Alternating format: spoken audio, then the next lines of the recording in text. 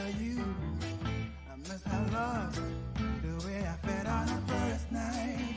Can you trust me again? Will you stay here someday?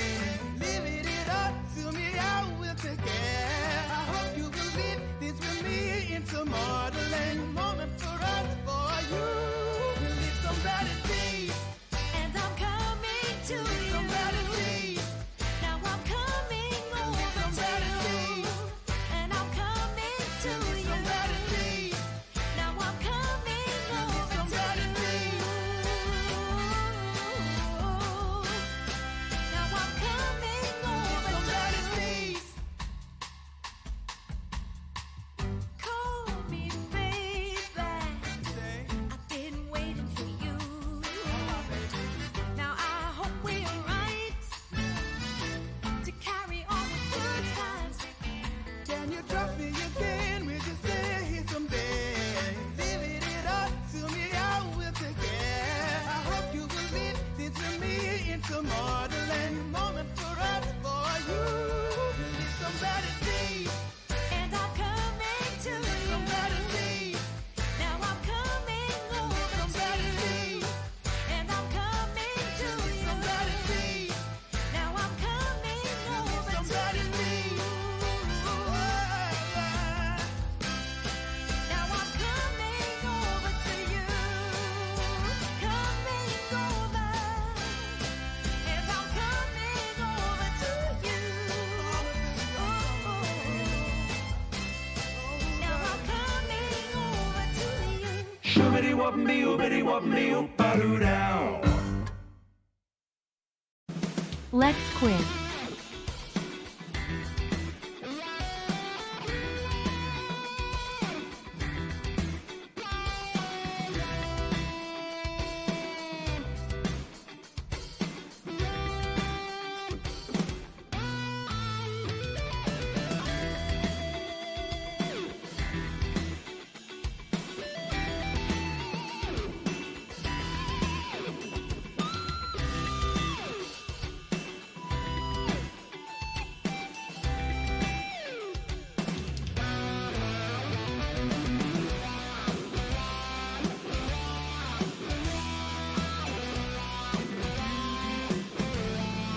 Shoobity wop me oobity wop me oop-a-doo down.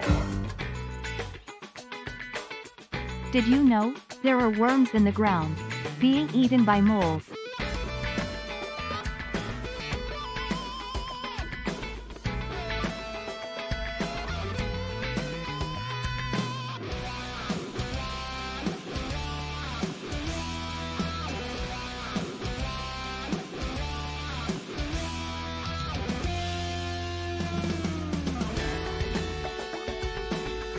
Shoobity wop me oobity wop me oop-a-doo down.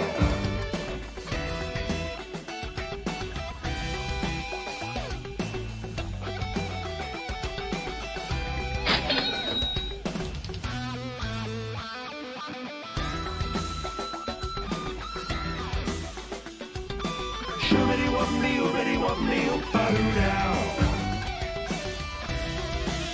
Yay quiz.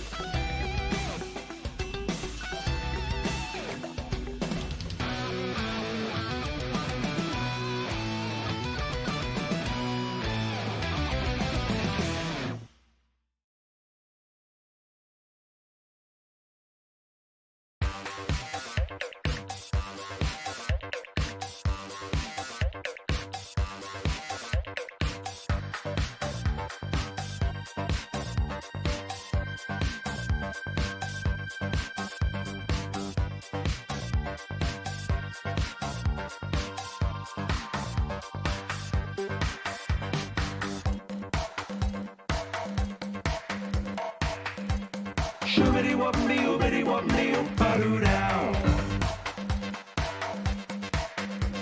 69 months. That's like 68 months. But like, one more. Definitely not a funny number at all. But I will allow you this from me for once. Hog.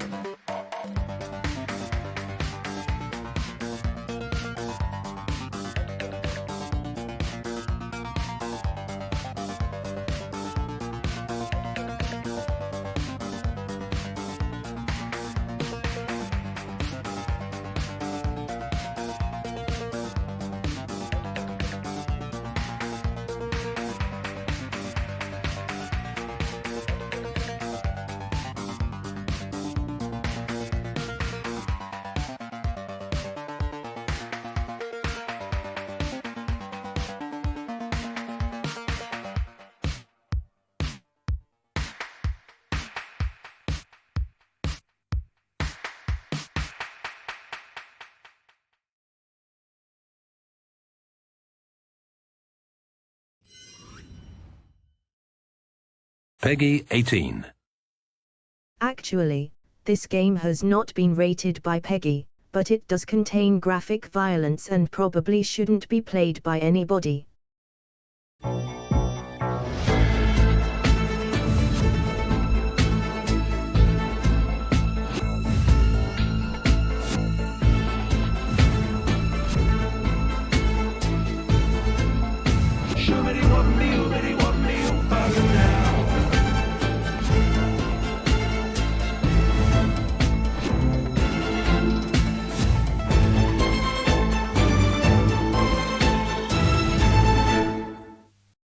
It's been a long time.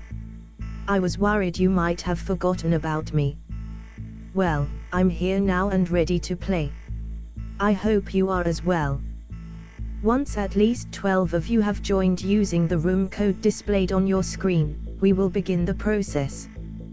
One of you will remember how much you missed me. However, 11 of you will remember why you didn't miss me.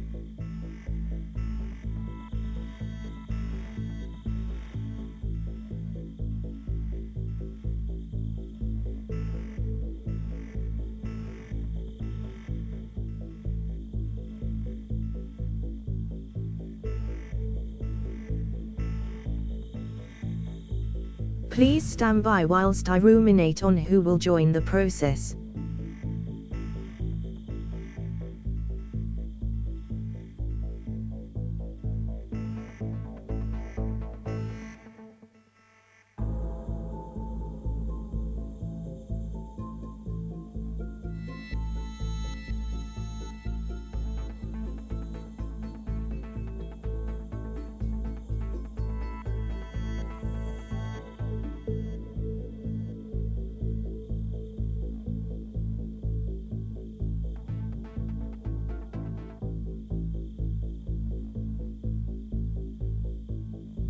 Matt has joined the process.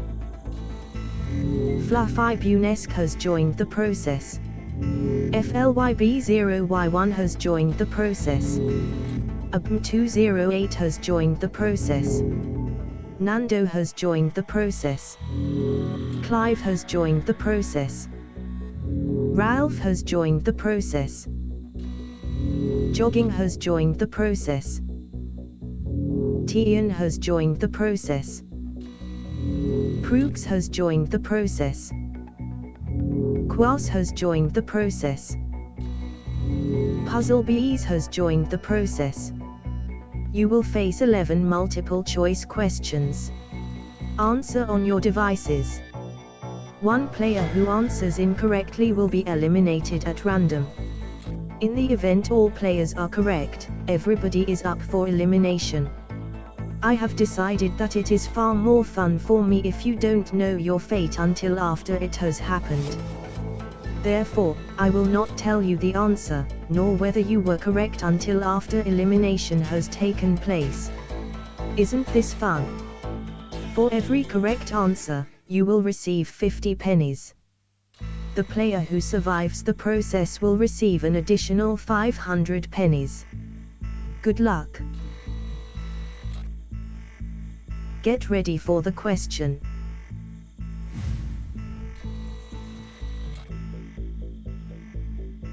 "10 seconds. 5 seconds. Time.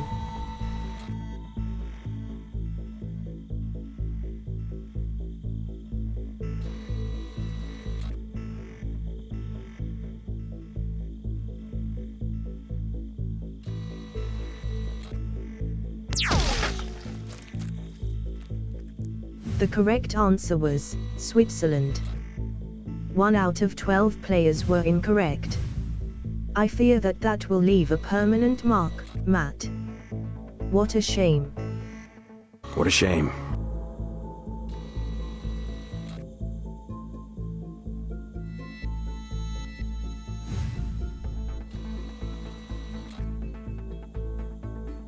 Get ready for the question.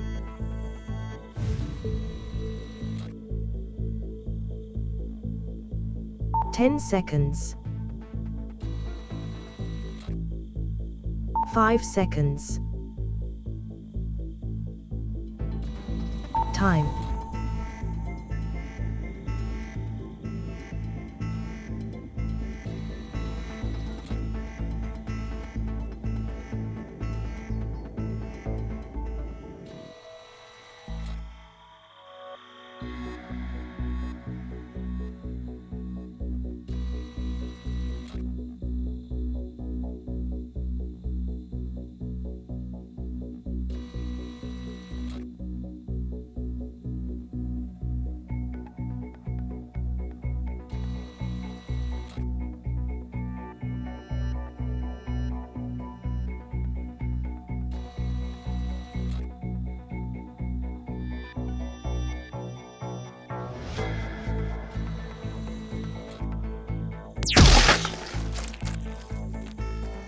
The correct answer was X-ray. 1 out of 11 players were incorrect. Jogging just lost 150 pounds in 1 second. Congratulations.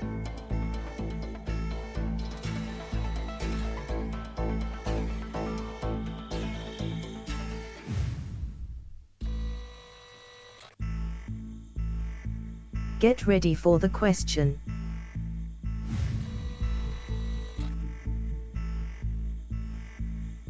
Ten seconds. 5 seconds. Time.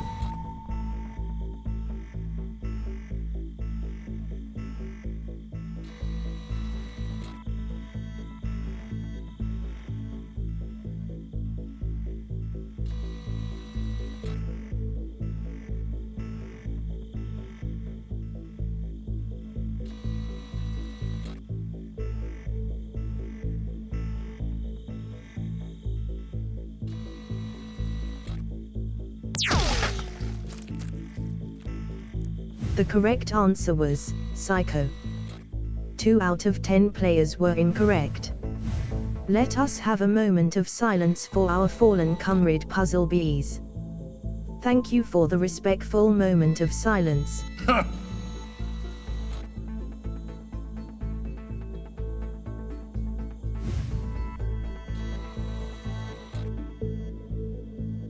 Get ready for the question.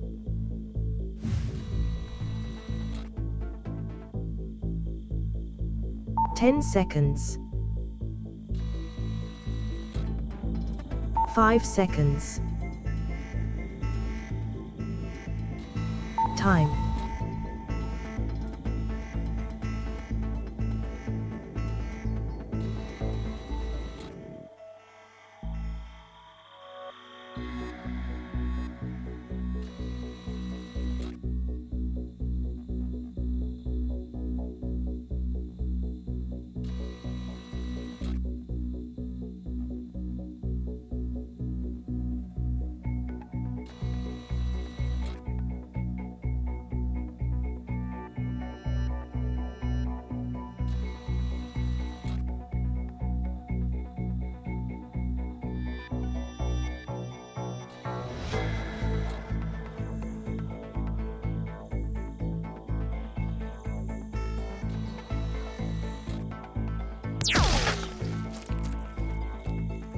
The correct answer was pork. 4 out of 9 players were incorrect. What is human, had 2 legs and dies when shot with a laser? Quass. Ha, ha, ha.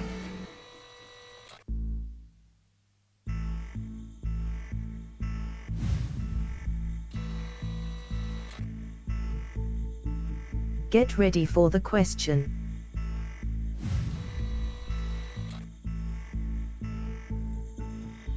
Ten seconds. 5 seconds. Time.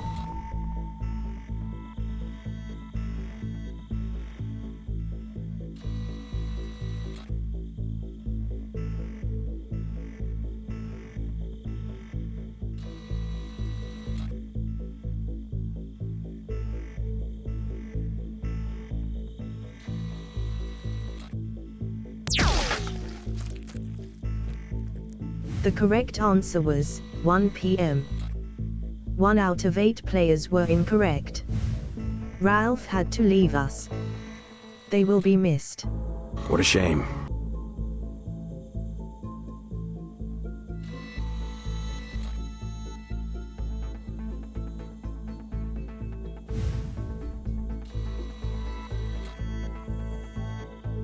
Get ready for the question.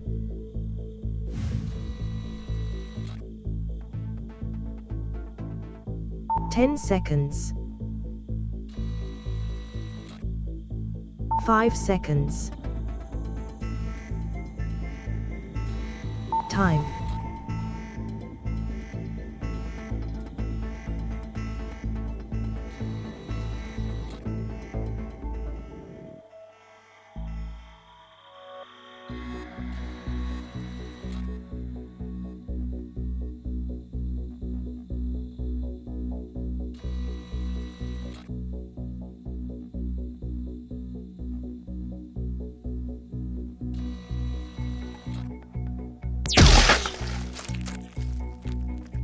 The correct answer was all blood types.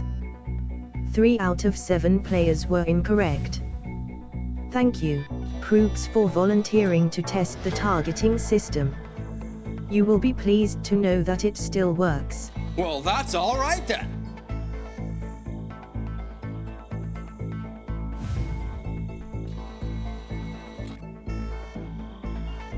Get ready for the question.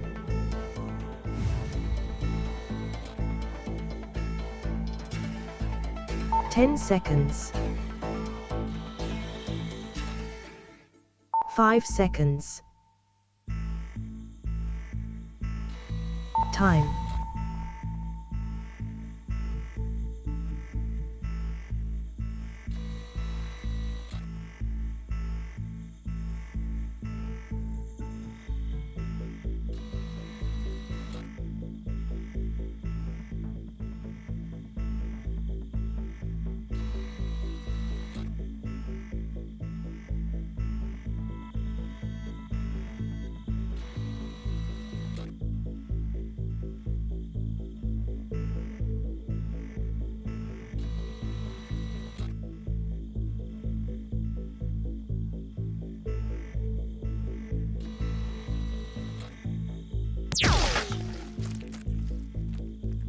The correct answer was super proton synchrotron. 1 out of 6 players were incorrect. The experimental reduction to atoms program was a complete success. Please enjoy the experience, FLYB0Y1.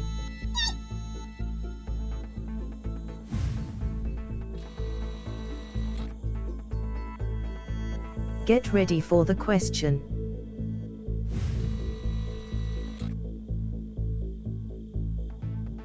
Ten seconds.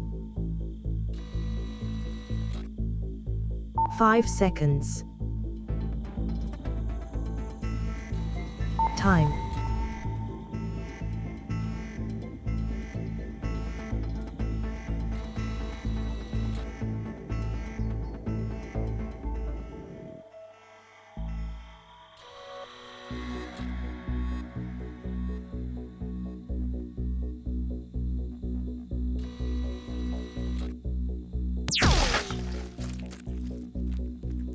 The correct answer was 2. 4 out of 5 players were incorrect. You appear to have gotten some brains on the carpet fluff-ibunesque. We will be billing your estate in the fullness of time.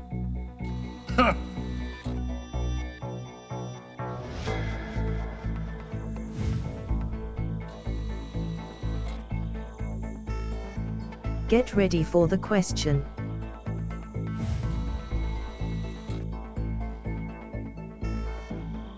Ten seconds. 5 seconds. Time.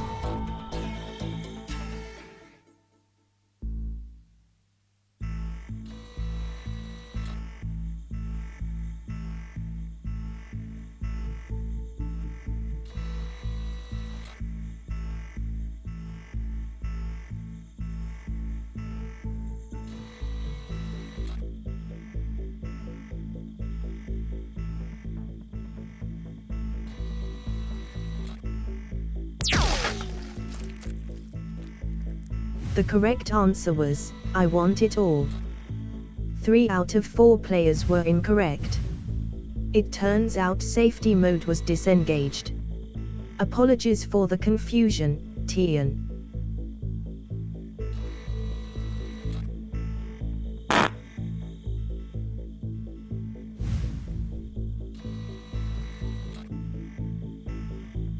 Get ready for the question.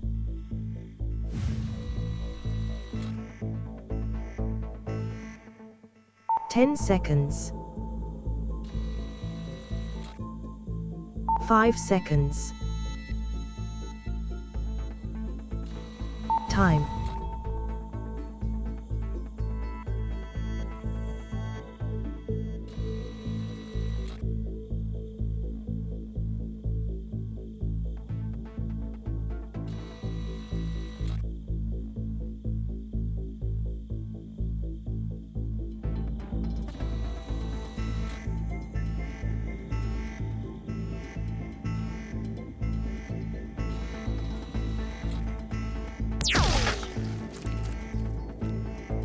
The correct answer was Ronald Reagan. All 3 players were correct. I guess somebody had to go, ABM208. Shame it was you. What a shame.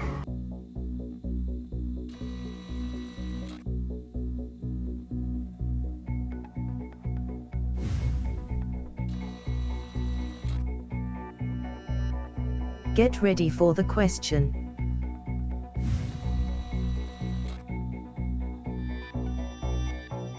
"10 seconds. 5 seconds. Time.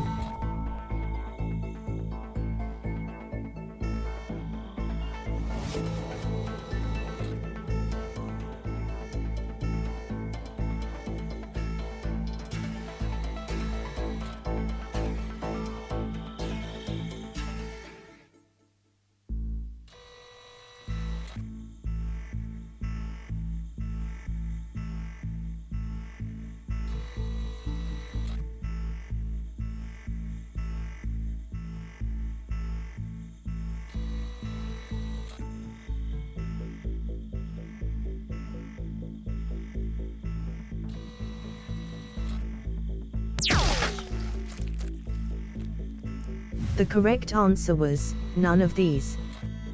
1 out of 2 players were incorrect. So that's what Nando would look like if they were turned inside out. Good to know.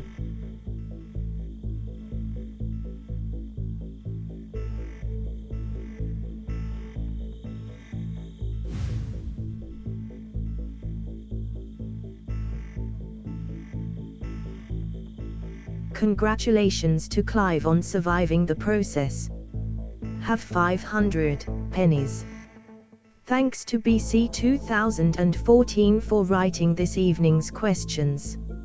Enjoy the pleasant weather whilst it is here, and until next time, thank you for playing Crossfire. Goodbye.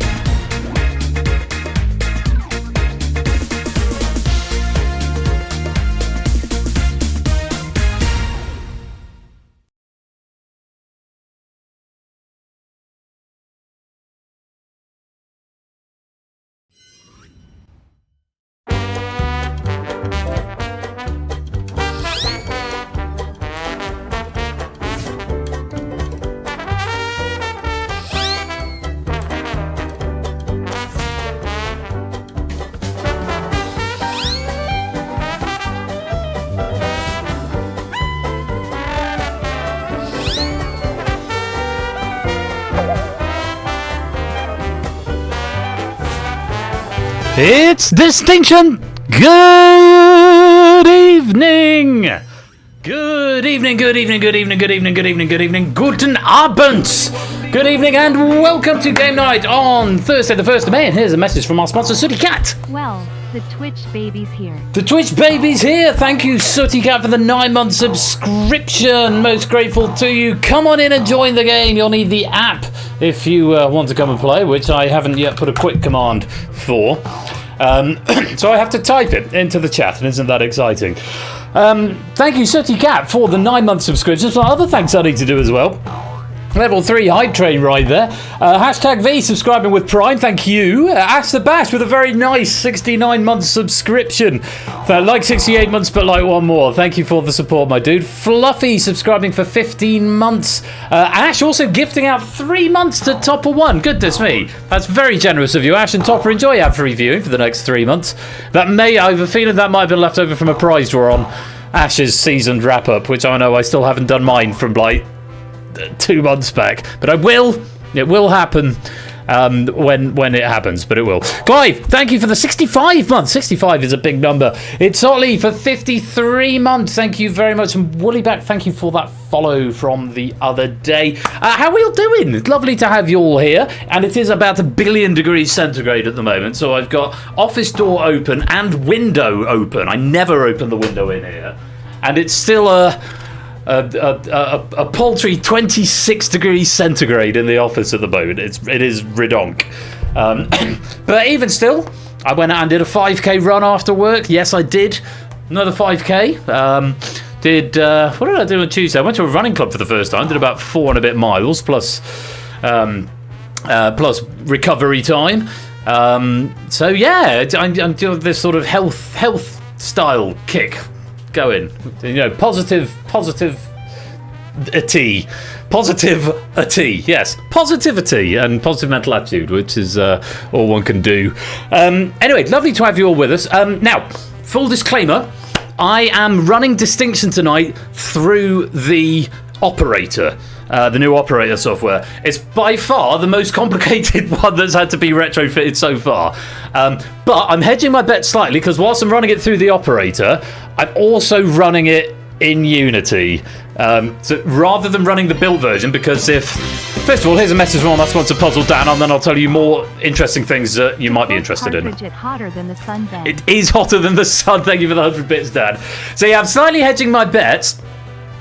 Normally when I use the operator, I'm supposed to use a built piece of software, but if something goes wrong, I can't do anything about it because it's built. There's no access to it beyond that. So I'm hedging my bet slightly, and I'm running it through the operator, but through the inspector as well. So if something goes wrong, I have still got access to the Unity inspector. But the goal is, I shouldn't need to. That's the plan. Here's a message from our sponsor, Tadaru. You might as well be walking on the sun. Might as well be on the sun. It is that warm. Thank you for the 100 bits, Tadaru. I see some raid messages are coming in. I only have one. Loud Ben is loud. Oh, am I loud? Am I very loud? I've turned the mic down since last time, actually. Maybe I should turn it down some more. That could be an idea. Am I too loud? Oh, okay. Well, we must do something about that at once. Oh, yeah, it is spiking slightly. Why didn't I come down to there? Try to turn the volume down to 0. That'll help. Actually, I'm going to do just that. How's that? Is that better? Are we better? Are we worse? Can you not hear me anymore? If I just sort of monologue some more, bear in mind I rock around in my chair quite a lot as well. Did I do anything? Yes, I did do anything. Oh, but hang on. My bad. I turned it down in voice meter, but OBS captures the mic independently of voice meter. So how about that? That's my bad. So the mic is going to be quiet whenever I get anyone in the next game room. So I can actually turn that back up. The loudest silence I've ever heard. Is that better? Is that a little better? I must have knocked the gain on OBS. Okay, yeah. Sorry. I don't mean to be quite so loud for all of you all. I don't want to cause anyone any discomfort. So if we're good there, if that's a nice balance, then all will be well. Deafening silence. Indeed. So yes, Loud Ben is loud. I'm going to mark that as a potential raid message from Matt the Sprat.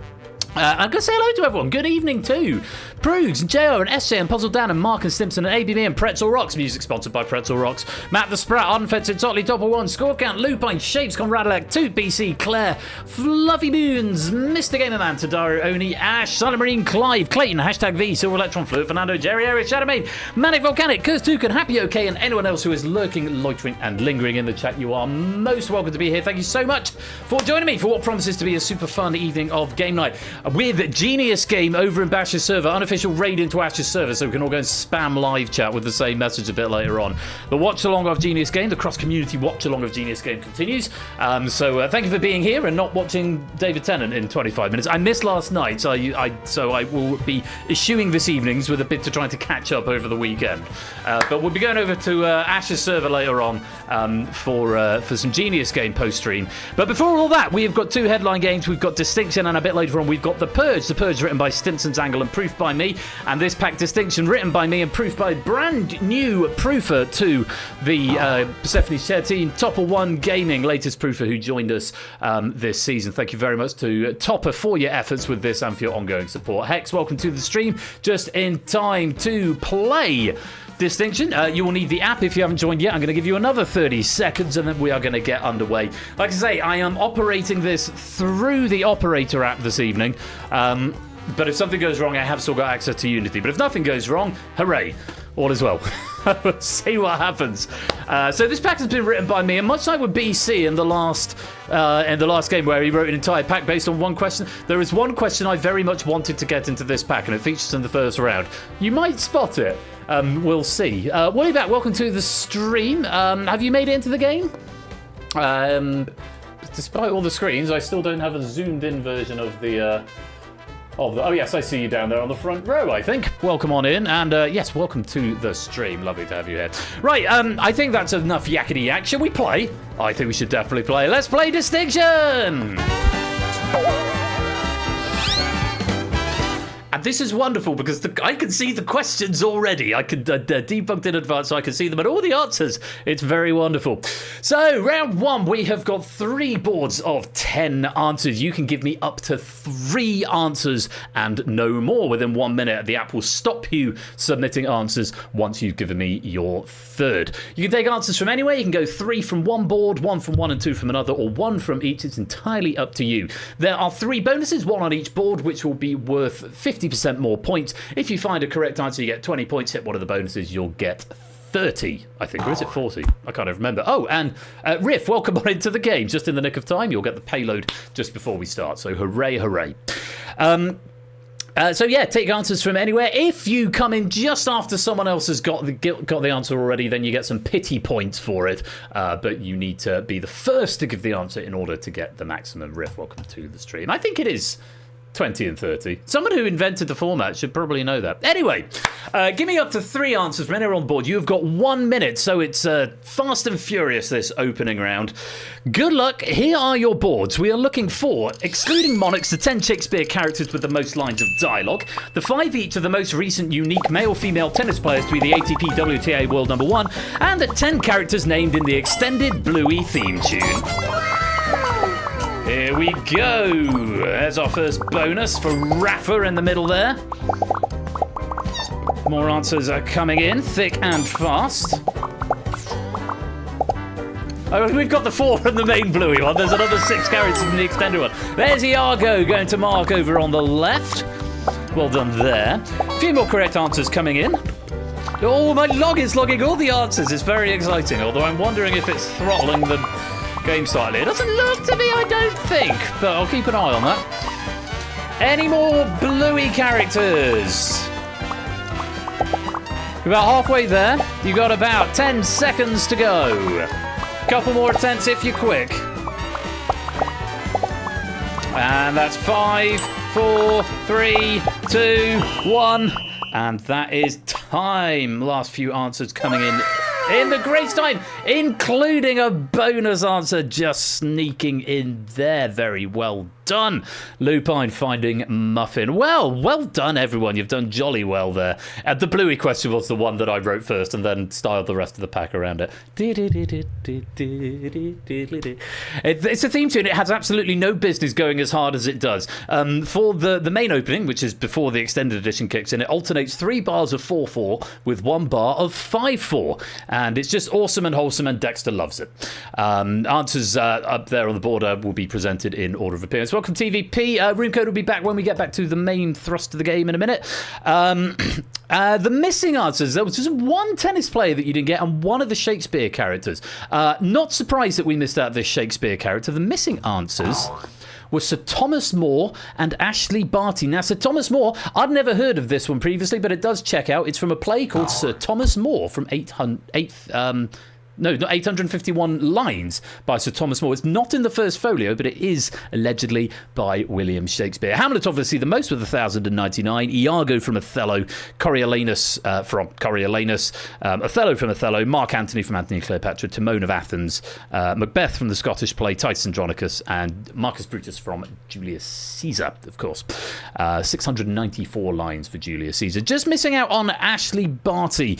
Most recently from August 2020 to April 2022. First held it in June 2019. So slightly oddly, you have to get your brain in the right state of mind for this one. So it's the 5 most recent unique ones. So Yannick Sinner has been the incumbent since June 2024. Novak Djokovic on and off since 2011 when he first became ATP World #1, but most recently from September 2023 to June 2024. Carlos Alcaraz was dueling with Djokovic for the whole of 2023, first held in September 2022. Daniel Medvedev held the top spot twice, most recently from June to September 2022. And Nadal first became #1 way back in 2008, but most recently held the spot from November 2019 to February 2020. As for the women's, Aryna Sabalenka is the incumbent since October 2024. They first held it in September 2023. Iga Swiatek held November 23 to October 24. First held April 22. Ashley Barty, the one that we missed. Naomi Osaka, very briefly #1 from August to September 2019. First held January 2019. And Simona Halep from Feb 2018 to Jan 2019. First held in October of 2017. So there we go. Some information there. Hopefully a lot of you managed to get some points. Let's end the round and check out the VR headset of news. He was a Thane. He was Thane of Glamis and then Thane of Cawdor. He was not an eponymous monarch. He was not a titular monarch, so I suppose I get away with it there. Anyway, let's take a look at the scoreboard. Woollybat Tuca Marcini yet to score. Cola Hex, Happy, Comrade Lack, Claire yet to score. Venus kicking off on 5. Is the frame rate a bit crap for anyone else, or is it just my eyes? I'm just wondering if it's because I'm running 2 Unity apps at the same time. It is slightly choppy. I'm hoping once I build a binary, it'll be a little better. It's probably because there's multiple apps running. Moving on the board. Simpsons, Jogging, Jerry, Flyboy, Fluffy Bunny and Clayton all on 5. Prudes and Clive on 10. Otley, Matt, Mantissa and Manic on 20. JR, Extra Gumption both on 20 as well. Genius, Puzzle and Fets on 25. Mark's got 35. ABME's on 40. And into our top 6. Ralph on 45, Swiss Ben Shapes and Nando all on 50, Toots on 60, Riff, last one to join the game just before the start of that round, currently leading the pack on 70 points. Yeah, I'm assuming the slight frame rate chop is just because I'm running 2 applications in the Unity Inspector. Eventually there will be no applications in the Unity Inspector, and fingers crossed, everything will just be a lot smoother. I guess we'll see. Anyway, Riff Raccoon, TVPA, Pochko, welcome to the stream. And that's the end of round 1.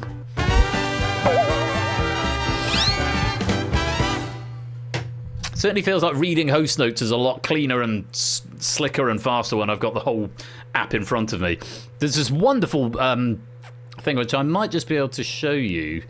And welcome to the game, Pyro Pygmy. And Mandalorian, welcome to the stream. Hello, Andy from work. How are you doing? Thank you for coming to join us. Do you want to come play? Mandalorian, since you've outed yourself, this is Andy from work. Everyone say hi, Andy from Ben's work. Great to have you with us, mate. Hope you're keeping well. Do you want to come play, or are you happy just watching? Hello, hashtag Andy from work. You're gonna get a lot of chat at you now, Andy. But welcome on into the stream, mate. You're welcome to come play if you wanted to come and play. I say it's from Ben's work, because Andy's been there longer than I have. Shadow mate, welcome to the game. Lovely to have you. Yeah, if you want to come play, the app is there. The room code is up there on the screen. To be fair, we also do this at work. So we make Andy's an actual graphics person though, so I tend to knock the code together. Andy makes actual pretty graphics. I just move it around a bit. But yeah, so all is well. Right, I think we're going to go to the next round. Link is there to the app if you want to come join us at some point, Andy. It's you'd be very welcome. You can only join in between rounds, so you might have to wait till the end of round 2 if you want to join. But have a little watch and see what we get up to as we go on to round 2. Okie dokie, on we go to round number 2. In this round, you need to give me one answer. There are 3 boards, but we'll get them one at a time. You've got 30 seconds to give me one answer. And in this round, you are looking for the rarest answer, the one that you think fewest of your competitors will say. So there'll probably be some really obvious answers up there, but maybe they're going to be the answers that most other players are going to say. So you want to avoid those, because the more people say them, the fewer points you get. A bit like another game that's on telly. I can't remember what it's called now, where you get points for saying answers that are, you get fewer points for saying answers that are rarer. Couldn't possibly think what it's called. Yeah, no. I'm very well aware it's called The Pointless Clayton. It's a game we make at work, so yes, I'm very familiar with it. I was just being amusing. So, give me the rarest answer, but also bear in mind everyone else is also trying to think of the rarest answer, so sometimes the rarest answer is the worst answer. It's up to you how you want to play it. On this first board, there are 7. You can only give me one answer, and you've got 30 seconds to do it. Good luck. Here is your question. 7 options, and I'd like to know one of the 7 deadly sins. No worries, Clayton. Yeah, it's day job is making TV game shows. This is just a side hustle, making Twitch game shows. Although this started as the main thing, one begat the next. Right, 10 seconds. Give me an answer. Give me an answer. If you don't know, have a guess.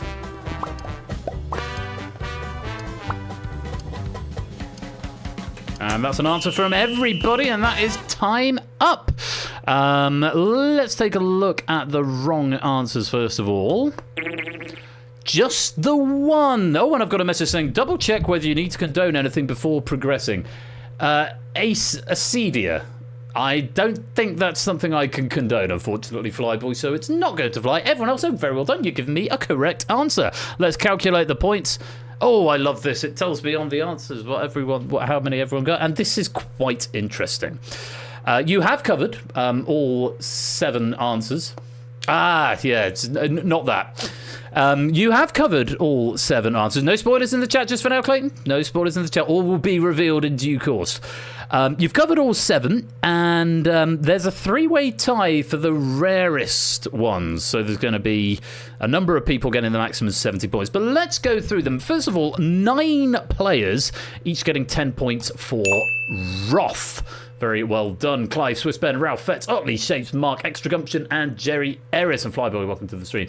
Yes, Roth or Anger, I think I also accepted there. And for some reason, I don't debug the entirety of the options string to my screen. Yes, Wrath, Anger, Rage, or Hatred all would have gotten you a correct answer for that. So 10 points to you. Very well done. We then got a tie for the next 2. So 7 players, each getting 30 points for Sloth. Conrad, Prugs, Clayton, Matt, Happy, Toucan, and Riff all getting points for Sloth there. Didn't accept Laziness, so it was just Sloth on that one. And also 7 players getting 30 points for Greed. JR, Cola, Fluffy Bunny, Woollyback, Claire Mantissa, and Jogging, Greed, or Avarice. Avarice would also have gotten you up some points there. 5 players, each getting 40 points for Envy. Shadowbane, Venusaur, Simpsons Angle, Genius Puzzle, and AB Me. or putting envy. Also allow jealousy or covetousness on that one. Yes, covetousness would have come under envy for that one, Mark, so you'd have been good there. Well done to you 5. And then, like I said, we've got a 3-way tie, and there's 6 players still to reveal. So 70 points for each of the 2 players who said gluttony, Pyro and Manic, and 70 points for the 2 players who said lust, that's Hex and Nando, and 2 points for Toot and Marcidi who said pride. Also accepted hubris or futility under pride, gluttony, indulgence, overconsumption, and lust, desire, fornication, lechery, sex, or sexual desire were all condoned there. Yeah, so very well done. Yeah, pride actually is considered to be the capital defect, the one from which all other vices stem. It's the one that befuddled Lucifer, the fallen angel, allegedly, according to something, probably the Bible.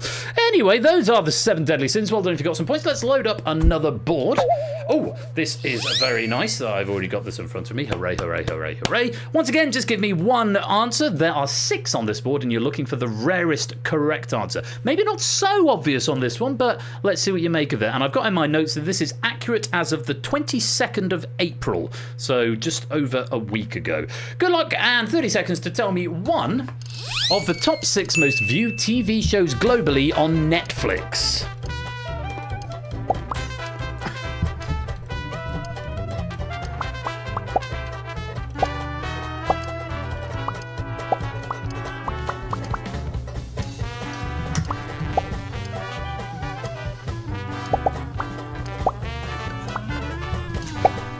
Getting a little bit more red coming up on my log this time.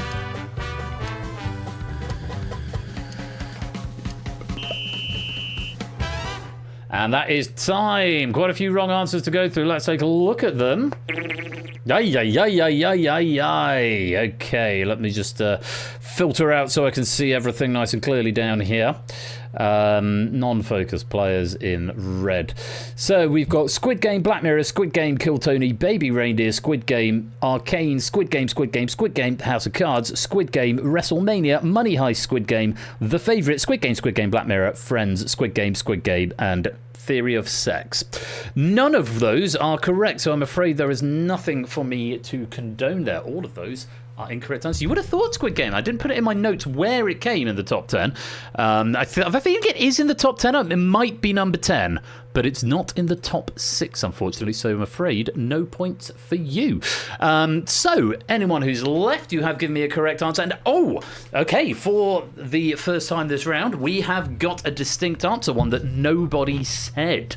Quite interesting. Let's go through them. First of all, 30 points for the 3 players who said Adolescence, Matt, Happy, and Fluffy Bunes. Yes, Adolescence, 124.2 million views, the 3rd most watched show on Netflix. Well done there.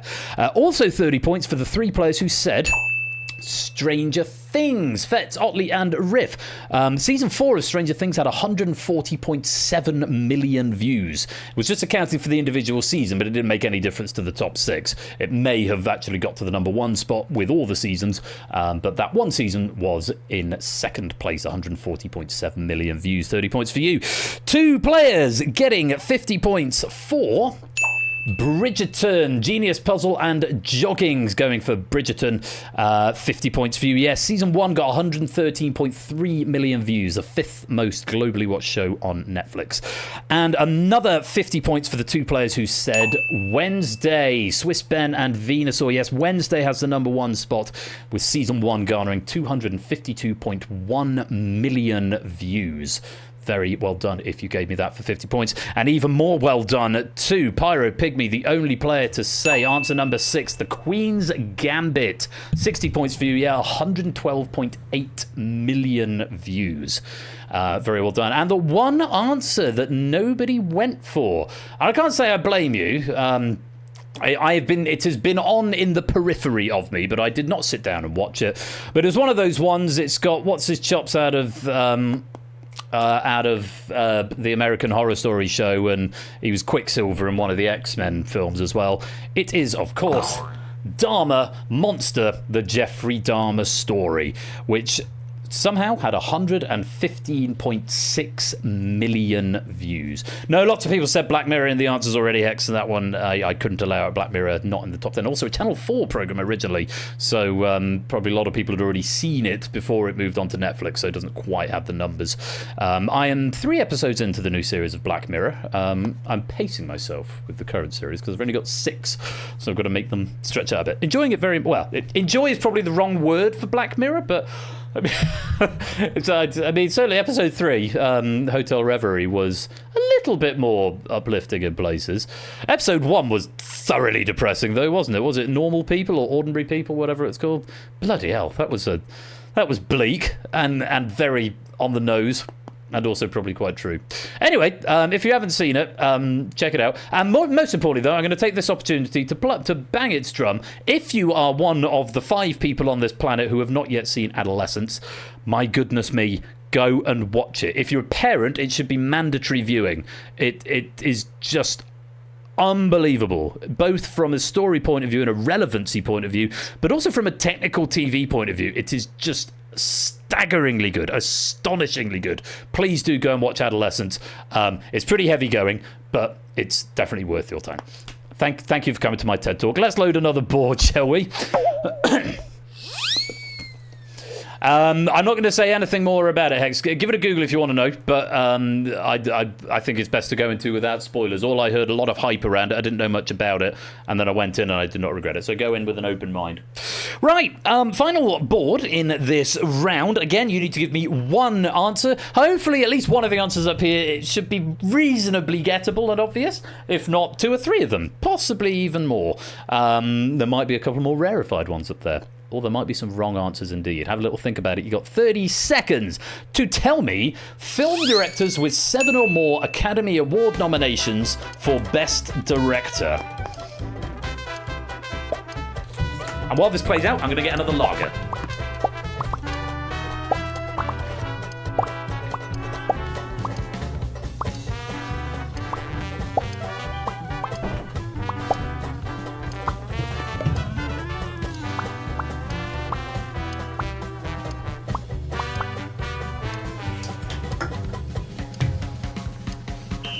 And that is time up. Heineken tonight, for reasons. Did Ben pick these questions to get the recommendations? Not at all. Not at all. One is not necessarily related to the other, or it might be. Okay, let's take a look at the wrong answers first of all. Oh, quite a few up there. Let's go through them then, shall we? The wrong answers: Tim Burton, James Cameron, Clint Eastwood, Stanley Kubrick, Ridley Scott, Guillermo del Toro, James Cameron, Walt Disney, Steve McQueen, Alfred Hitchcock, James Cameron, Kazan, Quentin Tarantino, Alfred Hitchcock, Arden Fetz. I will allow that because it is phonetically plausible. If I can find you now. Arden Fetz. It does say Arden Fetz. Where are you? Arden Fetz. Arden Fetz. Fetz. There you are. Yes, because it debugs the Twitch name, but you're obviously down as Fetz of though, which is probably an error. Update condone index. It wasn't that one. It was that one. Hopefully this works. There we go. I'm glad that worked. Hopefully for you, Arden Fetz, that has been condoned because it was phonetically plausible. Sergio Leone, Walt Disney, Kazan, Bigelow, Ridley Scott, and Coppola. All of those are incorrect. You would have thought, but no, 7 is quite a lot. Quite a lot of Academy Awards. So let's calculate and see how many of them you did get. Wow, only covering 2 of the answers. 6 players going for one and 5 players going for the other. And all the others, I'm afraid, went begging. So let's just go through the 6 people who get 60 points for saying Steven Spielberg, AB Me, Ralph Hex, Woollyback Mantissa, and Marcini. Yes, Steven Spielberg, 9 nominations and 2 wins. So Steven Spielberg. Is he, I think he probably is. And 5 people, including Fetz, getting 70 points for Martin Scorsese, Fetz, Clayton, Flyboy, Mark, and Extra Gumption. I know it's Martin Scorsese, but it's fun. Mark Kermode calls him Martin Scorsese. 10 nominations, only 1 win, though, which... Was it The Departed? Departed won Best Picture, but did it win Best Director, or was it for The Irishman? Oh, yeah, of course you do. Anyway, Martin Scorsese, 10 nominations and only 1 win, and everything else going begging. So let's just take a look at the other answers. Fred Zinnemann, 7 nominations, 2 wins. David Lean, 7 nominations, 2 wins. Surprised no one got that one. Woody Allen, 7 nominations, 1 win. Billy Wilder, 8 nominations and 2 wins. And the most nominations... Yeah, Woody Allen's got 7 Oscar nominations for best, specifically for Best Director. So the Oscars are a bit weird. Sometimes Best Director and Best Picture don't necessarily conflate. But anyone want to have a guess now? The clock's off. It's not Ford. It is William Wyler. William Wyler. Now, Coppola was another one that came in the guesses. 12 nominations and 3 wins. I do not know Clive. I've never seen a film directed by him. I just know what my notes said. Danny Gambir, welcome to the stream, my brother, and Flyboy as well. Hope you both are well. Ben from Andy's Work is a suggested raid message, and Lager Break. Lovely stuff. Hashtag hello, hashtag Andy from work. Indeed. Was he Ben Hur? Was he Mr. Ben Hur?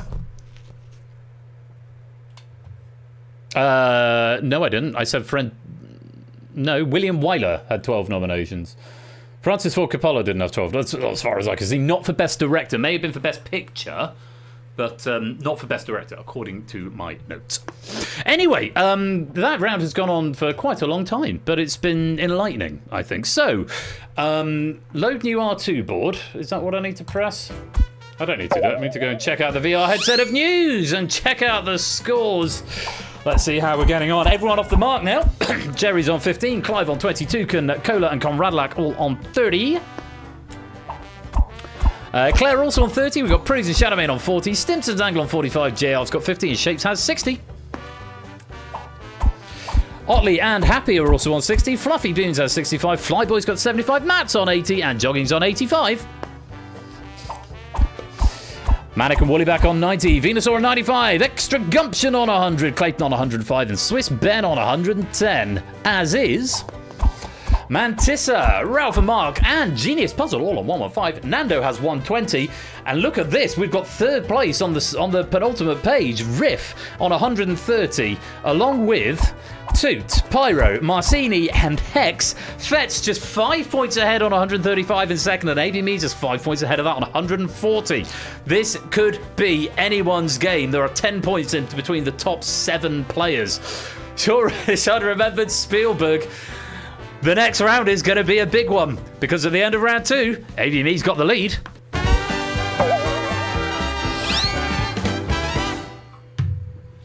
Well, anyone who wants to come join the game, now is an opportunity to do just that. There is the room code, MMLP. If you need the app, you can go and get it right there. Do I not have a quick button for the app? I feel like I should do. But apparently I do not. Oh, well. Yeah, anyway. So, last opportunity to come and join before we go into round 3, which is the last round before the final round. So, the penultimate round, I guess. Last chance before we go into round 3. And round 3 is, well, it's quite interesting. I didn't attempt to put a theme on it, but then the first 2 boards ended up sort of having a theme, but then the last one didn't. Not really. I'll explain what I realised there was a theme after. There was almost a theme after the fact, and I tried to make the 3rd board go into it, but then didn't. I went in a different direction. So, let's see what comes up as we go to round 3.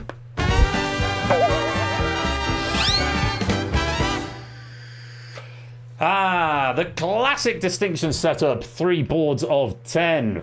And in this round, it's just like round 1. You can give me up to 3 answers. And once again, they can come from 1 from each board, 2 from one and 1 from another, or 1 from, or 3 from 1, if you like. It's entirely up to you, wherever you think your strengths lie. As before, only the first person to get the answer in will be given the points. If you are just after the first person, you'll get some pity points, but they won't count towards your allotment of 3.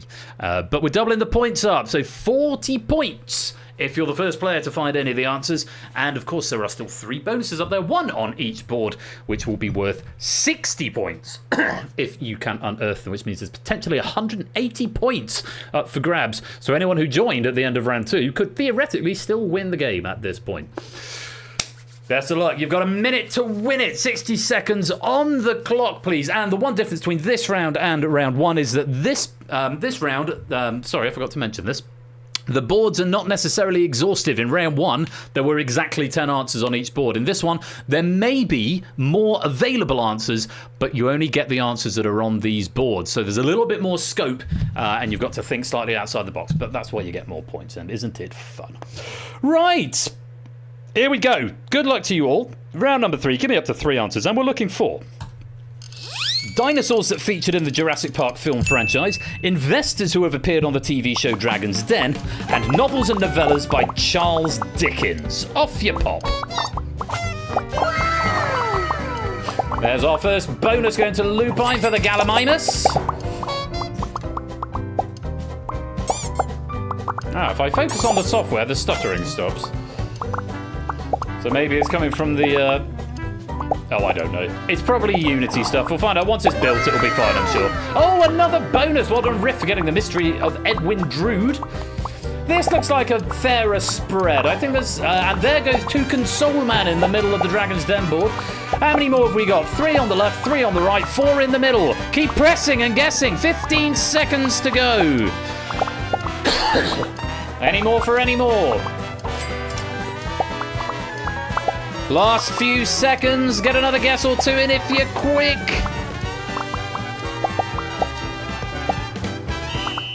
And I think there's one more answer to come in the grace time. There it is.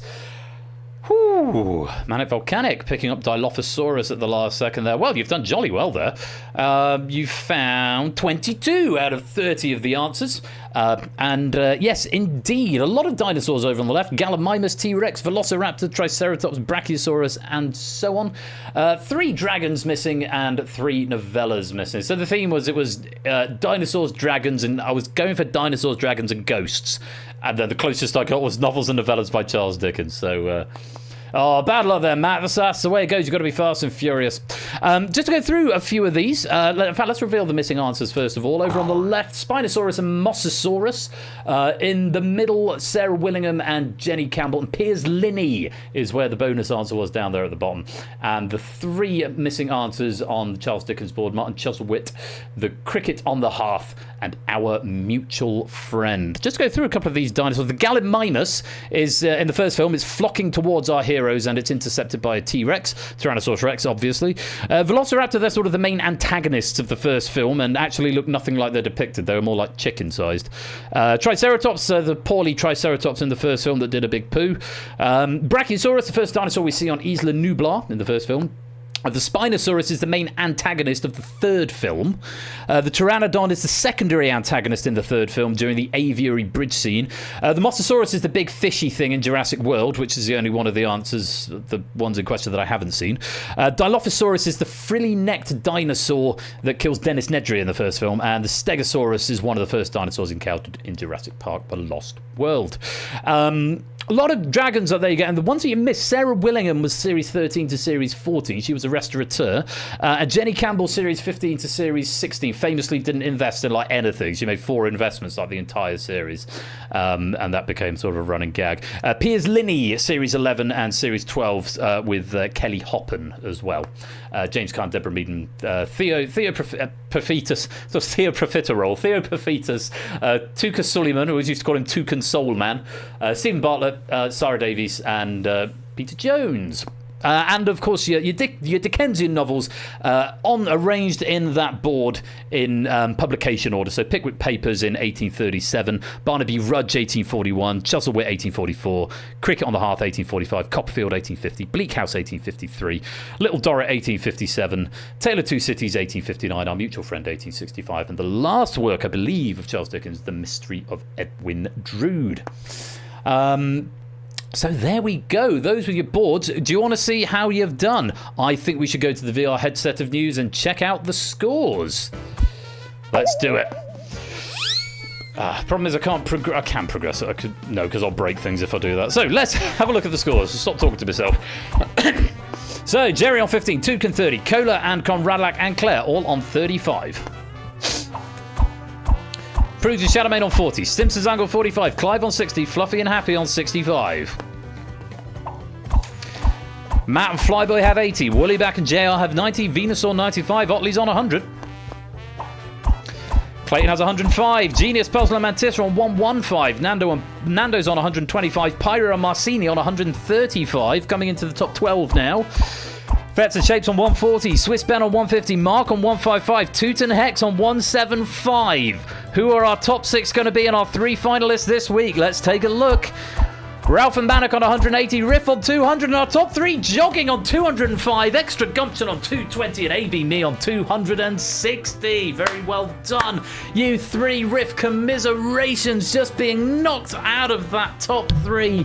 And Jogging sneaking by on 205, which means we're going to have AB Me, Extra Gumption, aka Oni, and Jogging as our finalists. AB Me going in with a healthy advantage on 260 points at the moment. Extra Gumption on 220, Jogging on 205. But it's not a done deal because anything can happen, and very often does in the final. But that is the end of round 3. And if you're not in the final, do make sure you stick around because you have a very important job, if not a more important job to do, because you're going to be our poll for our 3 finalists, AB Me, Oni, and Jogging. So it just went out of my head. There's like 5 seconds went by and it left my head. AVP, Oni, and Jogging are going to be our finalists. And but everyone else, yes, you've got a very important job to do. And of course, there is still the lobby medal, a very important jog. Very good. Of course, there is still a lobby medal available, and of course, you can still get pennies. So, as before, you want to still give me answers because, well, points can mean prizes. Anyway, it's time for the final. Sorry, Jogging.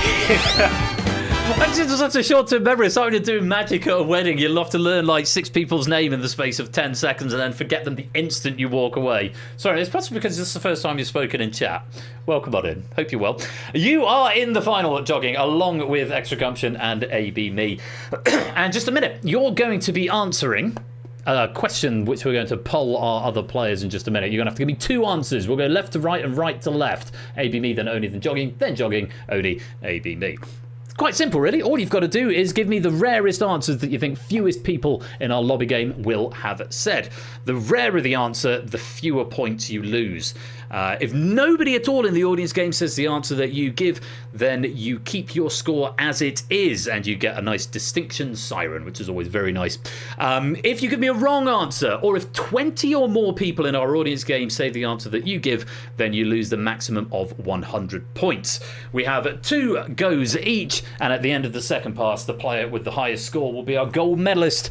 In the event of a tie, we'll do a countback, and the advantage will be the order you've come in. So AB Me has an advantage. So if there's a 3-way tie, then AB Me gets gold, Oni gets silver, Jogging gets bronze. Simple as that. Before all that, we've got to give a question to our audience members. Now, audience members, you can give me up to 5 answers here. 5 answers. And as before, the rarer the answer, as in the fewer people say it, the more points it's worth. So my advice for this round is always spend the first 30 seconds trying to think of some of the rarer ones, and then the last 30 seconds, if you're still struggling to come up with 5, give me some of the more obvious ones. Because even if you give me an obvious one, it's still worth points. It's better to give me an obvious 5 answers than 1 obscure answer, okay? There are no penalties in the audience game for being wrong, so just keep pressing and guessing as many times as you like until you've gotten 5 and the app locks you out. So no punishment, no penalty for being incorrect audience game, just as many as you can.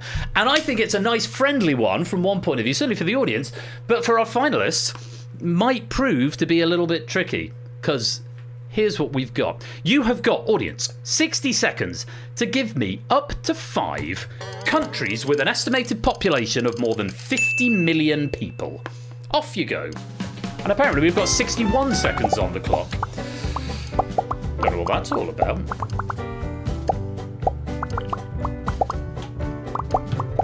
Again, no penalties for being wrong, so just keep pressing and guessing, give as many answers as you can. Once the app doesn't let you give me any more, submit any more, it means you've gotten your 5 in. Mantissa is the first to get to 5. I'm not debugging that. I think I need to make a note of that. So Mantissa the first at 5. There's a couple of people on 4. There's Manic getting up to 5. You've got just under 30 seconds now, so keep pressing and guessing. Countries with an estimated population of more than 50 million people. Coming into the last 15 seconds. If you're not at 5 yet, just throw some obvious ones up there. It'll still be worth some points, though perhaps not quite as many. And the last 5 seconds. Keep going. Can we get a full board of orange? That would be amazing. We're pretty close. We're pretty close. Toucan getting 2, but everyone else giving 5 answers. Goodness me, that is very impressive. Oh, I haven't nixed the scores yet. Deep. Okay, let me write that down. Sorry. Before I forget. Come on, wake up. Before I forget.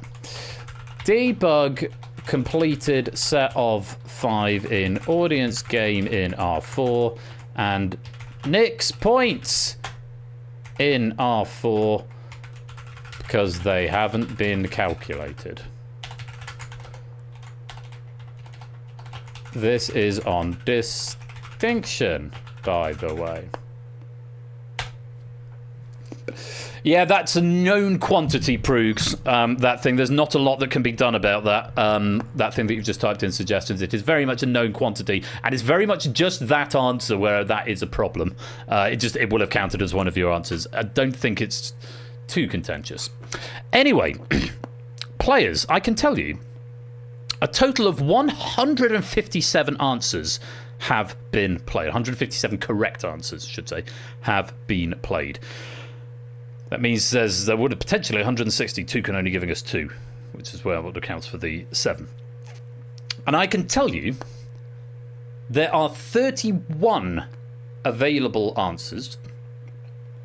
ABME, Oni, jogging. 31 available answers. And I can also tell you, of those 31,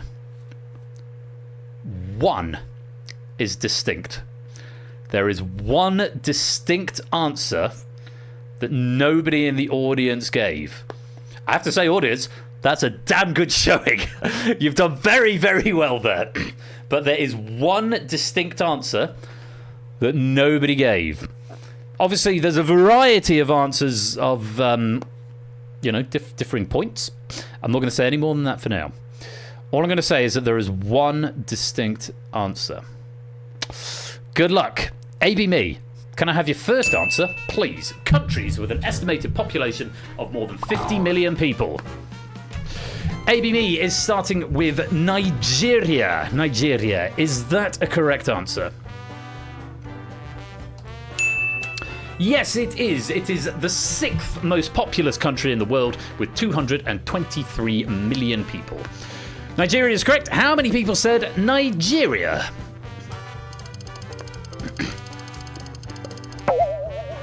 8 players said it, costing you 40 points. You are still in the lead, but now tied up with Oni, both of you on 220. Solid start. On to our next player, Oni. Extra gumption. Can I have your first answer, please? Countries with an estimated population of more than 50 million people. Oni going for Pakistan. Pakistan. Is that a correct answer? Indeed so. 5th most populous country in the world, 241 million people estimated. How many people said Pakistan? 3 people said Pakistan, losing 15 points. A very good answer. You are now tied with jogging. So if it follows suit, jogging needs to go all the way round to tie back with... Oh, I don't know how that would work. 220, 205 and jogging. We're on to you. Can I have your first answer, please? Countries with an estimated population of more than 50 million people.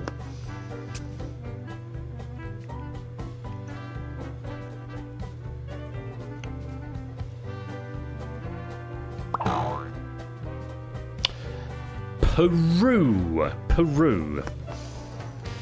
Is that a correct answer?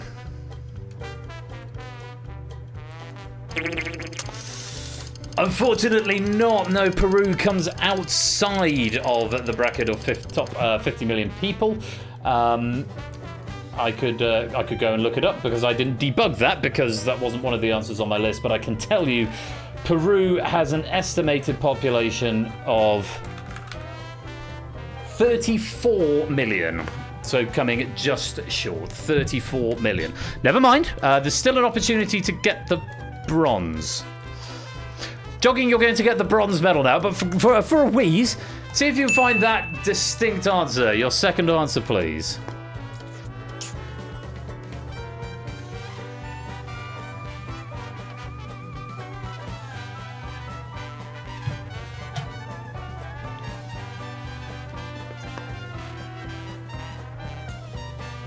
What do you think, Jogging?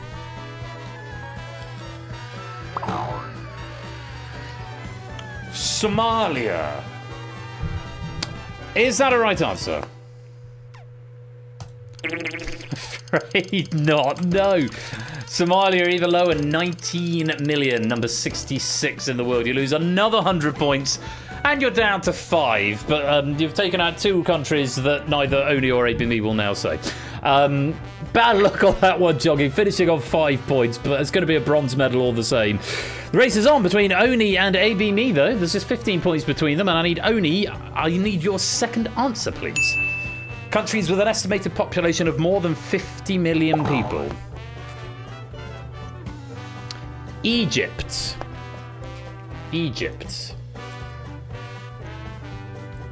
Okay. Now, what's happened is that it says, failed to present D3D11 swap chain due to device reset removed. This is a bug. This is unrecoverable, and the editor will now shut down. Now, because I'm running it in the inspector, I can carry on with the game. The problem is, I don't know which game has crashed. Oh, I do know which game has crashed. Shit. It's the distinction game. That's why it's frozen. I wasn't sure if it was the I wasn't sure. It might be to do with the heat in the room as well, possibly. So it's an overheat thing.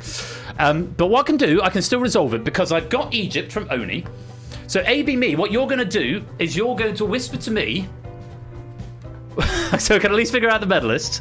You're going to whisper to me what you would have said. And for posterity, ABME, yes, I shall give you Oni's score first.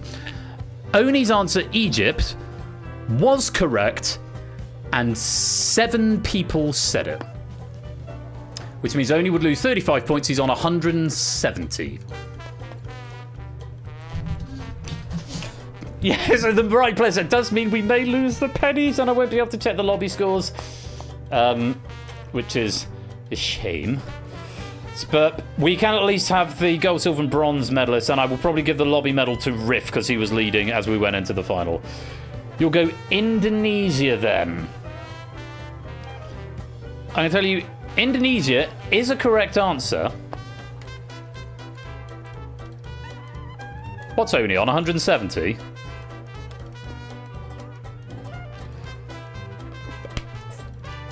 Yes, I've got a log file of everything, so I can't reconstruct it, but I can refer back to it, so I could probably work out pennies. Probably heat and overloading system. I can tell you that Indonesia is a correct answer. It's 4th. And I can tell you... I'm going to wait for the riff to finish. 9 people said Indonesia, which means ABME finishes on 175. It's still doing the loop, though. It can't have crashed that much. Let me see if I can... What's going on here? No, it's definitely crashed. Indonesia. So, ABME is the gold medalist with 175. I'm going to mute it now because it's... Oh, I can't even mute it. So... 175 for ABME, 170 for Oni, and 5 for Jogging. They'll be the gold, silver, and bronze. It'll be Riff who gets the lobby medal. I'll see if I can do something about retrofitting the pennies on. But yeah, I won't be running 2 side by side in this heat anymore. I think the heat is probably something to do with. I've had this before. Anyone want to have a crack? Tell me what that might be about. I'd say it's not a crash to desktop, but I can tell you the distinct answer. Anyone want to have a guess? Have a guess in the chat. What's the distinct answer? Yeah, it is quite small, isn't it? Snake in the laptop, get him out. Not Kazakhstan? Uganda is there. One person said Uganda, Topper. China, only 2 people said China, believe it or not. Democratic Republic of the Congo, 5 people said. USA, 6 people said. Sudan is an answer, but South Sudan is not. Pyro is all over it. Pyro the first to get it for order. Myanmar was the distinct answer. Myanmar or Burma also accepted.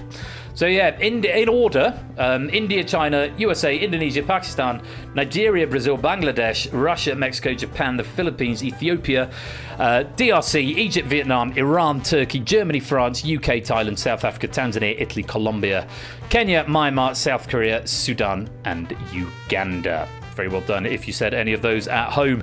The most popular answer was Brazil, I think, among the audience. 12 people going for Brazil, 9 going for Japan, 11 going for the UK as well. Probably the most popular answer there. So, I'm going to press this OK button now and something's going to die. Oh, I've got a different one. Unknown hard error. Unknown hard error. Okay. And there it goes. Right, finally. So, unfortunately, all of that is gone. But we did at least conclude the game, all but the pennies, which unfortunately, because it had locked up at that point, there wasn't anything I could do about it. So, apologies for that. But I hope you all had fun. Hashtag unknown hard error. That's a good raid message. Unknown hard error. Well, it seems an opportune moment, so I hope you all had fun, all the same, and I'm going to give the lobby medal to Riff, and I'll manually go and add those medals on. Riff gets the lobby medal because he was leading going into the final outside the top 3, and then gold, silver, and bronze for ABME, Oni, and Jogging. Thank you to Topper for proofing that pack. I hope you enjoyed it, and yeah, interesting to run stuff side by side. The Purge, I haven't done the conversion yet, so the Purge is just going to run on its own, but I will be doing some more tests with software to see if it's a streaming thing, if it's a heat in the room thing, if it's because I've got 2 Unity inspectors open at once. And there's a message from our sponsor, Zeusless. Happy Again. birthday, Claire Squid. 3 squid, 1 squid, 2 squid, 3 squid, 4 squid, 1 squid, 2 squid, 3 squid, 4 squid, 1 squid, 4 squid, 2 squid, 3. Thank you, James, for the 50 months. 50! Goodness gracious me, that was a great Squid Game there. Heineken water you've got. Yeah, Heineken water. Oh yeah, because it's see-through, because it's green, isn't it? Gang, I'm going to just do a couple of tests here. I've also got to do a conversion of the Purge pack because I haven't converted from the old model yet. That'll take me about 30 seconds. So let me do that, and when I return, we will be playing the Purge as written by Stimpson's Angle. I hope you all had fun with distinction. Congratulations again to AVME. Sorry about the rather abrupt ending, but the show goes on. And Pyropygmy Zeus, welcome to the stream. The show goes on. And it goes on with the Purge in just a few minutes. I'm going to play some adverts, so if you're not subbed, you'll see some ads. But we won't start the next game with that. We'll try and keep the Purge to an hour, because a bit later on we've got to go and raid into, Astabash's server and spam his live chat with our raid message for ahead of the next episode of Genius Game. But that's all to look forward to a bit later on. We'll be back with the Purge in just a few minutes' time. Don't touch that dial. We'll be right back.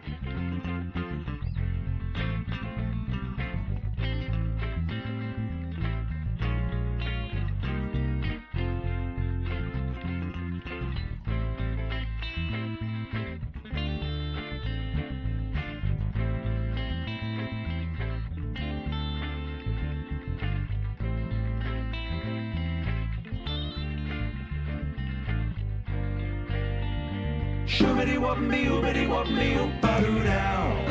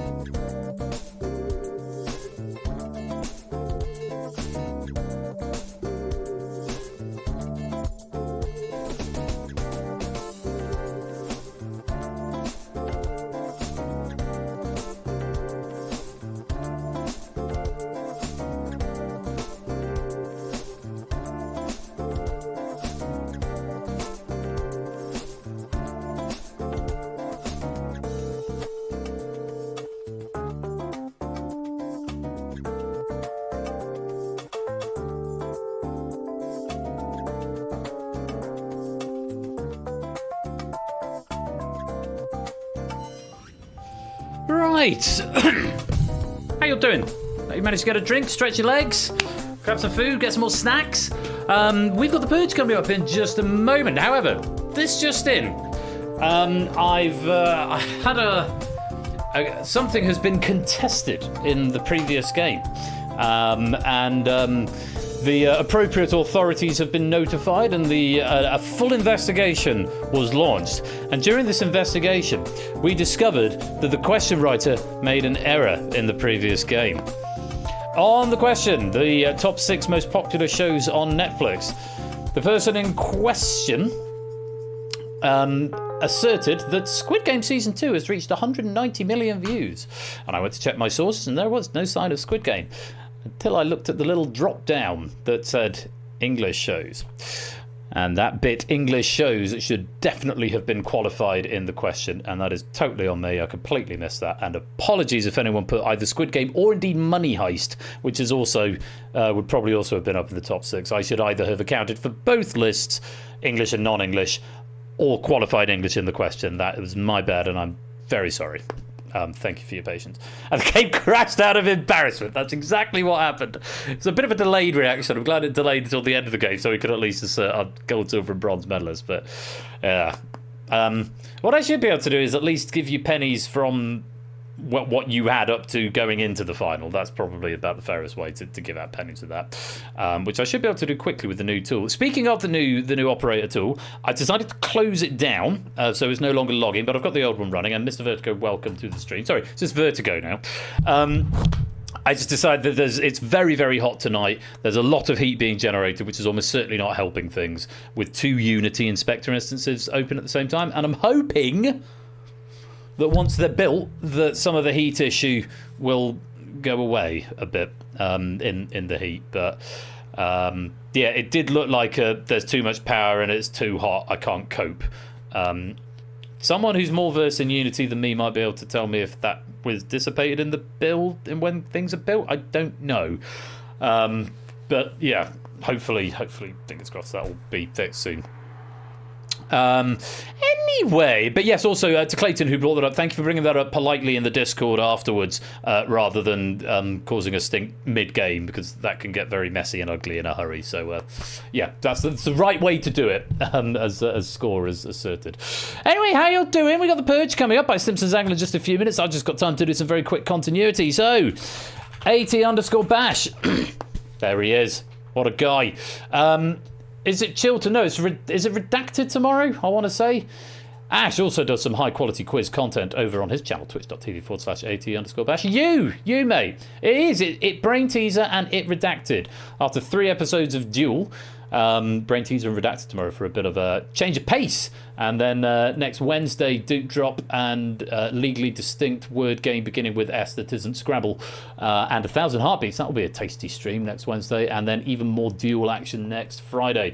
And of course, in the even closer future, over in his server a bit later on for Genius Game Episode 2. No spoilers, because I will catch up with it. That's Ash. You should go and follow him. You should also follow me if you're not doing so already. Hi, twitch.tv/Royal_Flush here for episode 2 of season 18 of Game Night. After a little bit of a hiatus, it's good to be back on the horse and just things getting too hot. But, you know, that's fine. These things happen with technology from time to time. Right, I don't think there's much else that I need to say other than to remind you that other than to say thank you to JR Plays Games, and here's a message from our sponsor, JR Plays Games. I can't refollow, but I can throw support like this. That's very much appreciated. Don't need to unfollow and refollow, that would make me sad, but the bits are very much appreciated. Thank you for the 100 bits there, JR. I haven't told you what's happening on Saturday. Battlefront, The Abyss, Spotlight. All 3 of those. 2 of those have already got the operator and the build working. It's a Spotlight that I haven't yet. So that might be the first stream fully controlled by the operator and with standalone builds. Battlefront and The Abyss are virtually self-running, so it's probably a good one. Depends if I can get Spotlight done between now and then. I think I was going to prioritise Spotlight over the Purge, and then I changed my mind because I wanted to get the Purge done for today, and then I didn't get the Purge done for today, so it might be Spotlight takes priority again now. I think Distinction's got a couple of little bits in it that needs tweaking, but I think if it was built, it would probably have been fine. Maybe, I guess. Well, either way. I'm going to stop worrying and rabbiting on about hardware and faults and software crashes, because there's not a lot I can do about it, and we're all still having a good time, aren't we? Are we? I hope we are. I'm having a good time anyway. Just some forward warning if you are just here on the weekend streams and you're not here now and probably don't care very much. But next Thursday we're going to be playing Red Herring's Hacker and Data Leak. The following Saturday, the 10th of May, I am away. It's my brother's girlfriend's baby shower. Brother's baby shower? Can my brother have a baby shower? Or was it his girlfriend's baby shower? Or was it my brother's girlfriend's unborn child's baby shower? I don't know. He's having a baby and we've got to turn up with a book. So, yes, I'm going to be driving up to Bashland up in Sheffield for literally a day. So, Bash, forgive me, I probably won't pop in and say hi because it's going up to my parents on the Friday night, staying there a night, then going to my brother's in Sheffield. My parents are in Burton-on-Trent, by the way. Then Sheffield, and then driving back down to Sussex the same day. So you will forgive me, it is very much a flying visit. Yes, turn up with a book. That is what I said. What did you think I said? Sound made up as well. What, Sheffield and Burton? So, welcome aboard the Southern Service to Brain. Calling at Ramsbottom. Brain. No, Ramsbottom. Barnum. Ford. Upperling and Brain. Yeah, they do. We sound made up. It's a twee made up little country. Right. Shall we have some more quiz? I think we should have more quiz. It's The Purge. It's been written by Simpsons Angler. It's been proofed by me. Simpsons Angler, I know, mentioned to me he was wondering when the purges were going to happen. I think he might have been hedging bets. So if you've got your predictions ready, Simpsons Angler, we'll see if you are right. Oh, goodness me. Have a big yawn. Get out of my system. Right. Here we go. Refresh your apps. Lock your doors. Dim your lights. Or switch them off if you don't have dimmers. It's time for The Purge.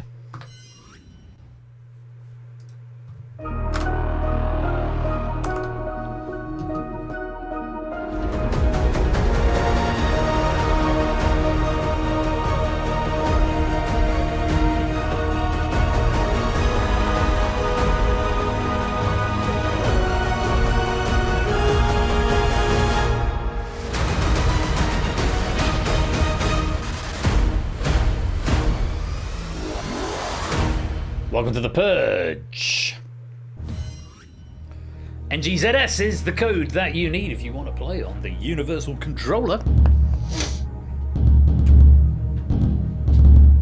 My piano tuners just text me. Will anyone be home on Wednesday the 14th for piano tuning? I should probably text them and say, yeah, I'm not living there anymore at the moment. The piano is, you still go tune it, but I'm not going to pay you for it because I haven't played it for 9 months. So that's fun. I don't have a dedicate. I'm sure he does other people's pianos as well, Clive. Oh, what's happened to the chat? Hang on. Is it there? It's there. Oh, there we go. No, I don't think he just does my piano, Clive. He does other people's pianos as well. But yes, there is. I have a man who comes and tunes my piano. Don't make fun of my job. Yeah, don't make fun of Zeus's job. Rude. Very rude. Does he tell you that? Does he tell me what? Tell me that he's got other people's pianos he does as well. I think he's trying to cut back, actually. He hasn't got as many as he had. So I'm one of about... Because he's trying to retire. He tried to retire after the pandemic and none of his clients are letting him, apparently. CJ, welcome to the stream. It's difficult finding piano. No one quite knows how many piano tuners there are in the UK. I learned that on QI. Oh, QI alert. Ooh, ooh. I need to give some pennies to TVPA Polska because they have claimed 1,000 pennies. I'm going to do it the old-fashioned way. There you go. With the other app. This is why I run 2 apps. Although maybe running 2 apps is what caused the other thing to crash in the first place. I don't know. Royal Flush, or how I learned to stop worrying and love the quiz. Oh... What is that? Called a population crash. That's very good. Oh, what? Don't tell me. No one tell me, because how I learned to stop worrying and love the. I want. Is it like a Shakespeare play or something? No, I changed my mind. Tell me. Is it a book? Oh, is it Dr. Strangelove? Oh no, that wasn't what I thought it was. I thought it was like some second folio edition of like Othello or something. There's a bomb. Oh yes, Dr. Strangelove, or How I Learned to Stop Worrying and Love the Bomb. Oh, I don't know. I definitely know. It's clever. I recognise it and I enjoyed it. So thank you very much for that raid suggestion, JR. To stop worrying and love the Capulets. Yeah, quite. Yes, famously, Hamnet. Hamnet or Hamlet? Hamnet was Hamlet's father, or was he Shakespeare's father? Shakespeare's father was called Hamnet. His son, that was it. I knew there was a familiar... See, my recall is just, that's what happens when you get old. Isn't that right? Fellow old people? Ash, Proogs, Cola, Woollyback. Fellow old people. Your recall, it doesn't, you know, it doesn't stack up quite as well. Clayton, yeah, okay, you can come and join the old club. Fluffy, I don't know.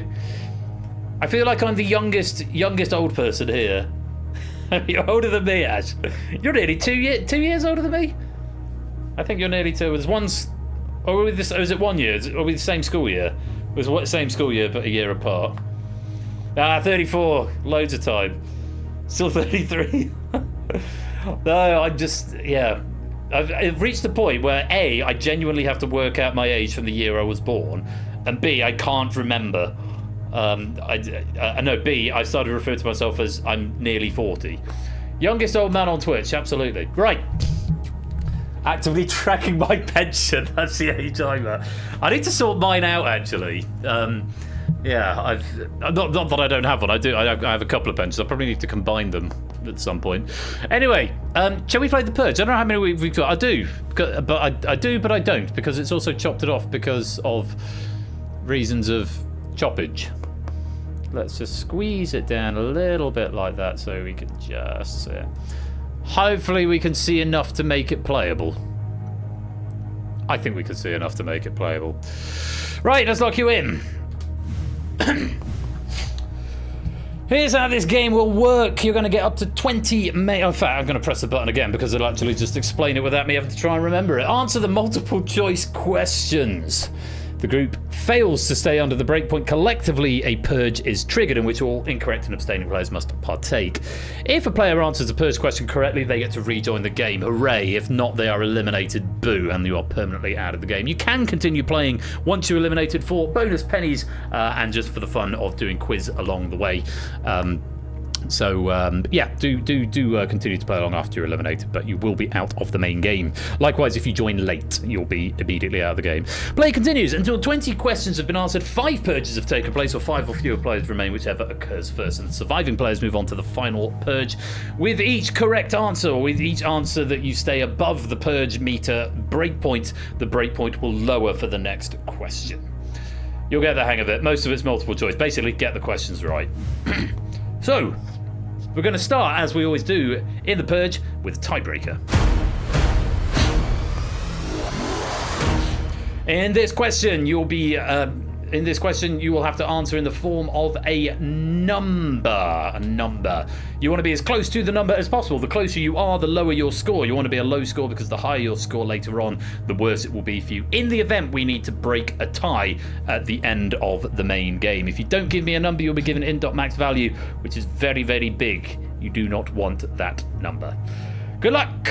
Here is the tiebreaker question. 20 seconds. Between January the 1st, 2000 and today, how many days have passed?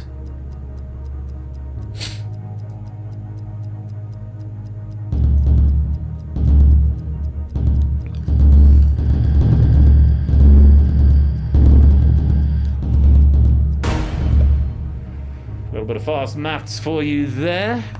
The correct answer, 9,253, based on today being the 1st of May. So 25 years and 5 months. 4 months. 4 months. 25 years and 4 months. 9,253 days. I'm not going to go through the results. You're going to have to just try and remember what you got and see where it is. I can't even remember if it tells you how far away you were, but I see. No, it's not, Zeus. Don't say things like that to me. On we go. Main game. 33 of you in live play. The breakpoint has been set at 50%. If 50% if more than 50% of you are wrong, we will trigger a purge. Good luck. Here is your first question. Options are Beatrix Potter, Harry Potter, who was the author of The Tale of Peter Rabbit. 5 seconds.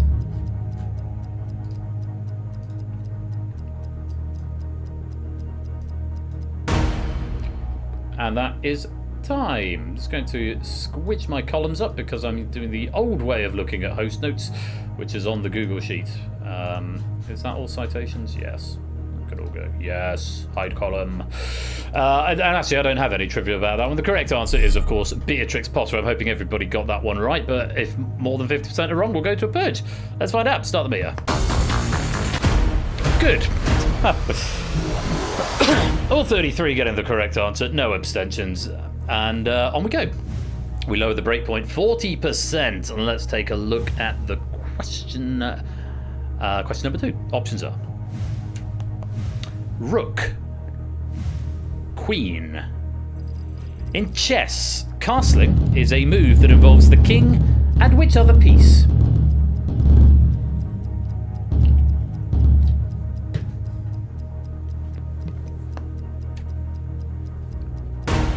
And that's time. The correct answer, of course, the rook, often interchangeably called the castle. And castling is the act by where the king moves 2 spaces to his left or his right, and the rook moves to occupy the space on the other side. You cannot castle if either of the pieces has moved, and you cannot castle out of check or through check, I believe. That's my understanding of the rules. The correct answer is a rook. Let's find out how many were wrong. Start the meter. And again, 100% of you getting the correct answer of rook there. Very well played. Let's go on. Over the breakpoint again, we're down to 30%. Let's see what we make of this. Options are demure. Demure. What word describes an attitude of being reserved or modest in manner?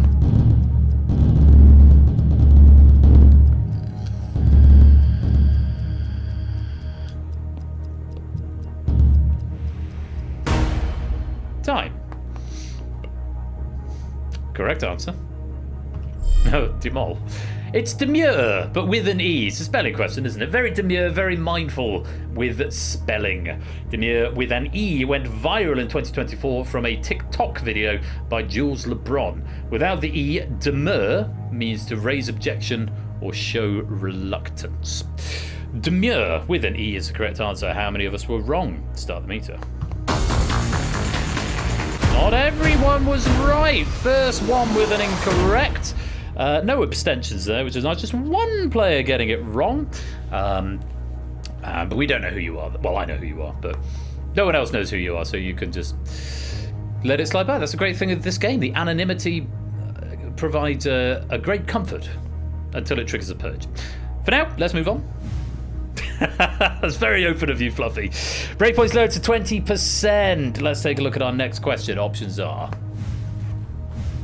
saber, epee.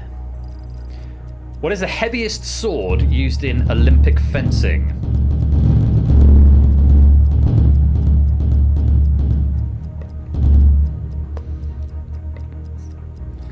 That was me hoping we were going to get a gladiators question. Different sort of fighting.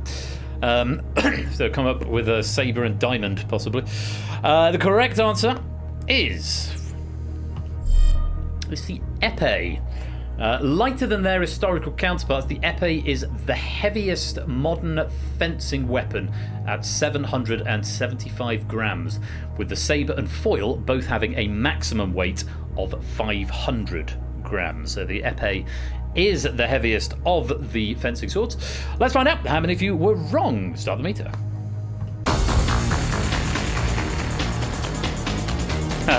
Epee-toothed tigers. Yeah, a lot of us going wrong there.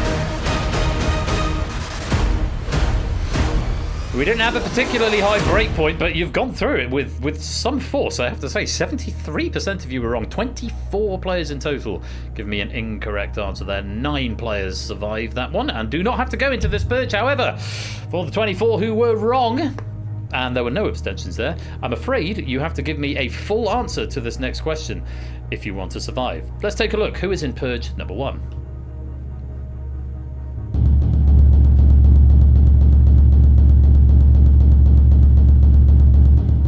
That's a lot of bounce. AB me, this is the only time we're not anonymised. AB me, the Purge JR. Very good. Very good. Happy, Conradalac, Ralph, Claire, Fetz, Clayton, Pruggs, Vertigo, Flyboy, Shapes, Jogging, Toop and Cola, Nando, Manic, Riff, Otley, CJ, Woollyback, Not Piano Ben, Shadowbane, and Toot. You are all in Purge number 1. Best of luck. Full answer required within 30 seconds. Let's take a look and see what you can do with this. Which species of elephant has the largest ears?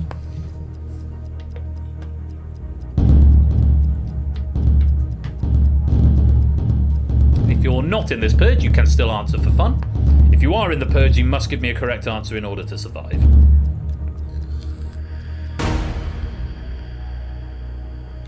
Time. And the correct answer It's the African, or the African bush, or the African savanna elephant.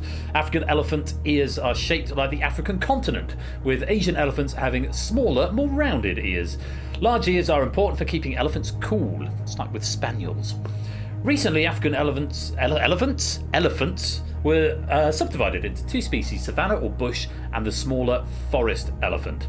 Answer is looking for just Africa, allow bush, or savanna, disallow forest. It doesn't look like anyone said forest, which is good.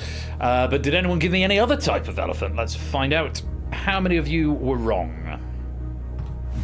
Hey, none of you. You've all gone blue, which means you all get to rejoin the game. Isn't that fun? Very well done. Yeah, name an elephant. Very much so. But well done, you've got it right. There are no purges coming out of the first purge. You all survive and get to rejoin the game, so we get the very out-of-tune bell. It's so the wrong note.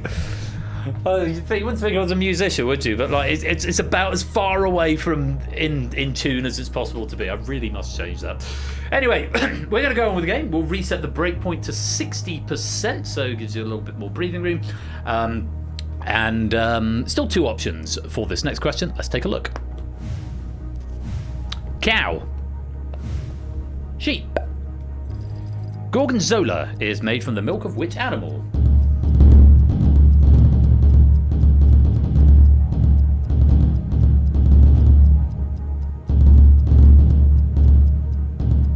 That would be why it's not in tune to Daru. Yes, this music is E-flat minor. I happen to know this was an E-flat minor. I couldn't have told you what that note was. But yeah, if it's an E and we're an E-flat minor, that'd be why. I should probably change this. Someone who was a professional musician would probably have done that automatically, but never mind. Gorgonzola, made from the milk of which animal? Is it the cow or the sheep? It comes from the cow. So when you get a question about which milk or what the milk of which animal makes this cheese, you always say, oh, it can't possibly be the cow, because normal cheese comes from cow milk, like cheddar. No, Gorgonzola is another one. It is made from cow milk. Let's find out how many of you were wrong. Breakpoint is 60%. Start the meter.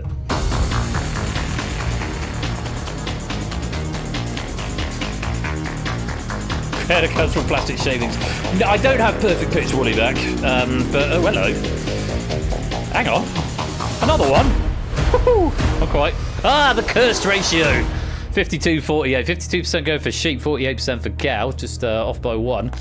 But we are safe. We are under that breakpoint of 60%. One more question and we wouldn't have been. No, I don't have perfect pitch. I've got fairly good relative pitch. Like Ash and Tadaru and Useless Noisemaker and a couple of other people I know, you can just play like 5 notes in a random chord and they'll be able to pick out the individual notes. It's like a superpower, which I'm deeply envious of. But I know that this is about an E-flat. I would be able to work this out by knowing that this note is near the bottom of my range. So I know that's going to be around E-flat somewhere. So yeah, I'm normally within about a tone if I have to guess a note off pat. Anyway, on we go. It's the cow.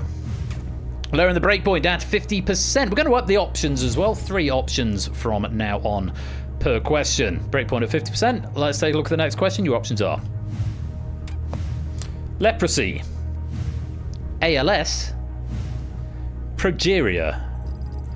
Hansen's disease is more commonly known by what name?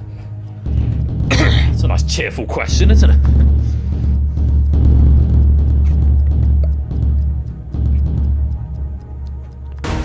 Time. Correct answer. It's leprosy, caused by a slow-growing bacteria, and despite the stigma surrounding it, leprosy is actually hard to spread and easily treated. I think it's because it found fame in the Bible, I think, leprosy, and people used to be like cast out from society. Progeria, also known as Hutchinson-Gilford. Hutchinson-Gilford syndrome is a genetic condition that causes rapid aging in children, possibly the one that was central to the film Jack with Robin Williams, which was directed by Francis Ford Coppola, I think. ALS, also known as Lou Gehrig's disease, is motor neuron disease that results in the progressive loss of muscle control. But don't worry, because apparently we cured it in 2014 when we all threw ice buckets over each other. Sorry, I was that cynical about the ice bucket challenge even then, even more so now, to the point where it's like, yeah, I know it raised awareness, but Yeah, you shouldn't have to do a stunt to give money to charity, I think was sort of my takeaway from that. Still go, welcome to the stream. Anyway, I'm going to move on and stop having opinions about things. The correct answer was leprosy. Oh, good. Well, there we go. Correct answer was leprosy. How many people were wrong? Start the meter.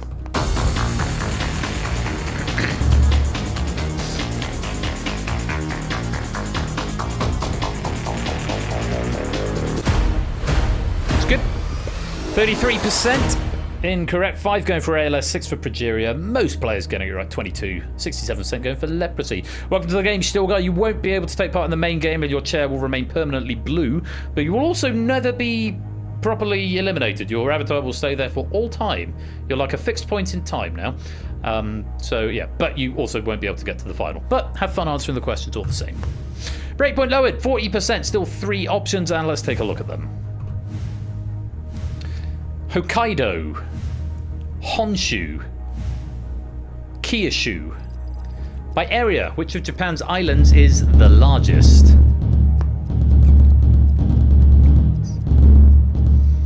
You're also accounting for the in the top left-hand corner when it says 1 purge. That's you, Stilgar. There's time. Stilgar Harkness. Yes, very much. Stilgar Harkness. Correct answer is Honshu, the main Japanese island home to Tokyo, Kyoto, and Osaka. Second biggest is Hokkaido, a mountainous volcanic region with numerous hot springs north of Honshu.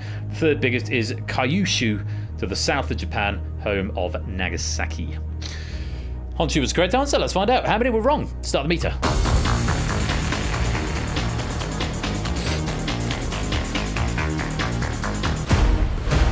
Not many, just 21%. 3 going for Kyushu, 4 for Hokkaido, 79% get the correct answer. Honshu. Nicely done. Easily through. On we go. Kyushu? Really? I thought I was being so clever. I pronounced it like Ryu from Street Fighter. Although I grew up calling him Ryu. But it's not Kyu, it's Q. Kyushu. Well, there you go. Every day's a school day, am I right? Is it Ryu? I definitely called him Ryu growing up. Hadouken! On we go. 3 options. Let's take a look. I'll probably say Ryu now, but that's mainly because of peer pressure. Islington North, Islington South and Finsbury, Holborn and St Pancras. Prime Minister Sir Keir Starmer is the current Member of Parliament for which UK constituency? I knew this one. I knew this one before the options came up. Which is difficult because actually the options come up before the question. But I knew it before the options came up because I've got the question written over here. Sir Keir Starmer MP. His father was a toolmaker, his mother was a nurse. And he is a Member of Parliament for Holborn and St Pancras. Been MP there since 2015. Former Labour leader Jeremy Corbyn is the MP for the neighbouring constituency of Islington North. Though no longer a Labour MP, he's an independent, the Corbyn party. But still the MP for Islington North. Emily Thornberry, former Shadow Attorney General, is the MP of Islington South and Finsbury. Fun fact, my best mate used to teach Emily Thornberry's kids piano when he was living in London, when he was a student. Yeah, true story. Holborn and St Pancras is the correct answer. How many people were wrong? Start the meter.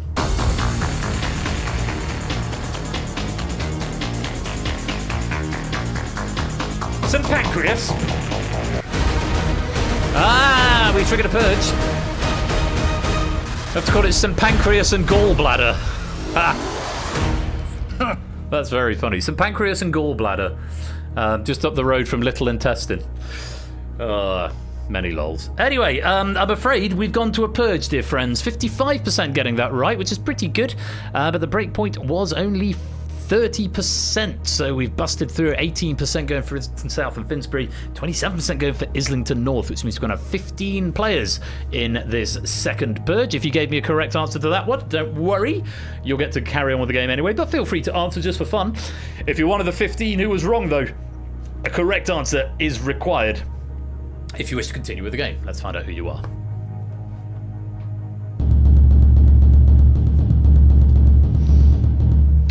You are ABME, Happy, Fetz, Matt, Clayton, Fluffy Bunny, Vertigo, Puzzle F and F. It's puzzled out.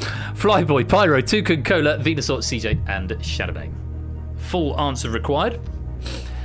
This feels kind of appropriate. It's kind of poetic because we've just had a fairly UK-centric question. This Purge question is a little more US-centric, but it's still only the second Purge question, so it shouldn't be too difficult. I'm going to sneeze. Oh God, that's been sat there for about 10 minutes. That feels so much better. Thank you. Yes, so a little bit of a swing, but say the Purge questions get harder as well. Let's see how you got on with this. Good luck. What is the lowest ranking commissioned officer in the US Navy?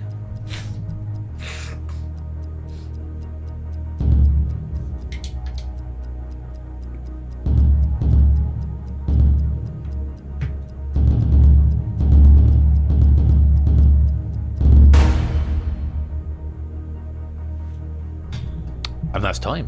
In the Navy. Interestingly enough, when I did the research on this, it looks as though they're pretty much exactly the same as Starfleet from Star Trek. I didn't know if they were exactly the same, but they look pretty similar based on my Star Trek Voyager knowledge. The correct answer is ensign. Commissioned officers hold a position of authority, typically entering the military after completing higher education. Meanwhile, enlisted personnel, including non-commissioned officers, gain authority via experience gained. Just to go through them, because I know you'll be interested. The commissioned officer ranks, you get ensign, then lieutenant, or lieutenant, if you're American, or lieutenant junior grade, should say, then lieutenant, lieutenant commander, commander, captain. So that is pretty much exactly the same as Starfleet. You then got rear admiral, lower half, rear admiral, vice admiral, admiral, and then fleet admiral, or admiral of the fleet, if you want to go with Star Trek. Sporty, welcome to the stream, dude. Oh, shut up, Wesley. How many of you were wrong on ensign? Red if you're right, blue if red if you're wrong, blue if you're right. Ooh. Oh dear. We've got a few dropping out. We've got Pyro, we got Matt, we got Fluff, we've got Clayton all getting it right. But unfortunately, we've got AB Me going for Colonel, Happy for Petty Officer, Fetz for Sergeant, Vertigo for Admiral, Puzzle Dan for Sergeant, Flyboy and Toucan for Corporal, Cola for Lieutenant, Venusaur for Sergeant, CJ and Shadowmay both going for Private. Unfortunately, those are all wrong answers. I cannot condone them. It's been lovely having you, but I'm afraid for you, the game is over. Keep playing along in the background game by all means. Earn those pennies, but I'm afraid for AB Me, Happy Fets, Vertigo, Puzzle Dan, Flyboy, Toucan, Cola, Venusaur, CJ, and Shadowmane. It's a wrong answer at the wrong time, and you've been purged. Ay.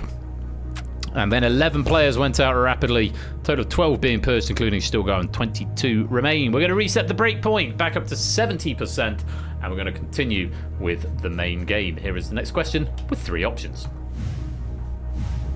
Littlefoot, Thunderfoot, Longneck.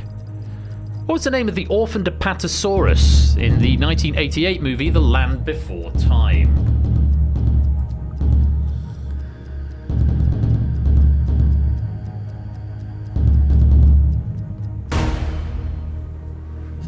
And that is time. And the correct answer, it's Littlefoot. Littlefoot's mother is killed, spoilers, is killed by a T-Rex. I mean, I don't really think it's spoilers for a 37-year-old film, but never mind.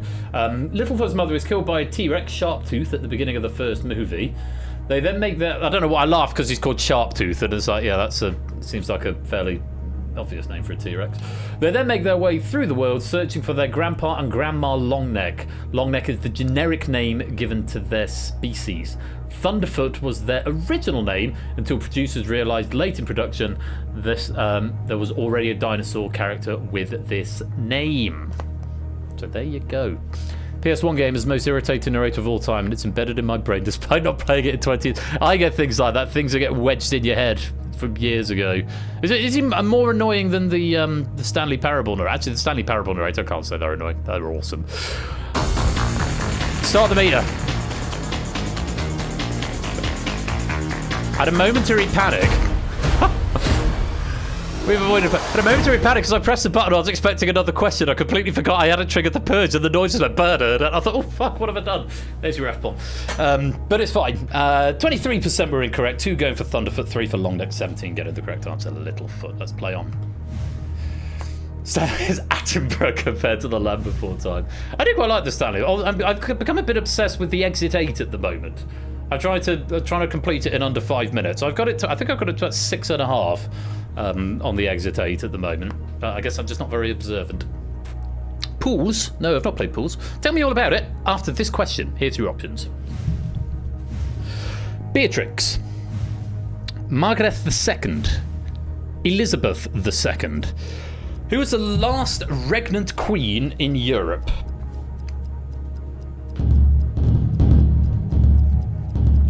Good question, this. Ben's a speedrunner. I've always been a little bit of a speedrunner, Clayton. I mean, I've always had strong ties with the speedrunning community, particularly the Sonic speedrunning community, Tomb Raider speedrunning community, so I've always had a foot in there. I've never speedrun Tomb Raider. I have done a little bit of Sonic speedrunning, but never seriously. I much prefer sitting in Huds' stream and heckling, generally. Who was the last regnant queen in Europe? The correct answer was Margaret II, and it's important that we have a distinction of regnant, i.e. ruling. Oh, hello. Message from our sponsor, Samster. Has anyone watched Genius Game yet? Thank you for the 59-month subscription, Sam. We're raiding into Bash's server after the Purge for the second episode of the cross-community watch-along. It does seem to be happening over there. Dr. Mario, I think, is probably not my thing. That style of gameplay never really did it for me. I hear good things. I missed last night, so I was busy last night, and so I'm not going to join you for the watch-along today because I haven't seen episode 1. But I have heard good things. And Sam, thank you very much for the 59-month subscription. Just on this, yeah, regnant as in ruling, not to be confused with regent or consort. Regent, the Queen Regent is like the Queen Mother, I guess. Queen Consort is the wife of the king. So Camilla is the current Queen Consort, despite the fact the press would have us refer to her as the Queen. Margaret II of Denmark abdicated in January 2024. Elizabeth II of the UK and the Commonwealth died in 2022, and Beatrix of the Netherlands abdicated in 2013. So Margaret II of Denmark was the last regnant queen in Europe. There are currently no queens in Europe. Well, no regnant queens in Europe. Be very careful with what I say there. Margaret II was the answer. The breakpoint's what, 60%? Let's find out how many of you are wrong. Start the meter.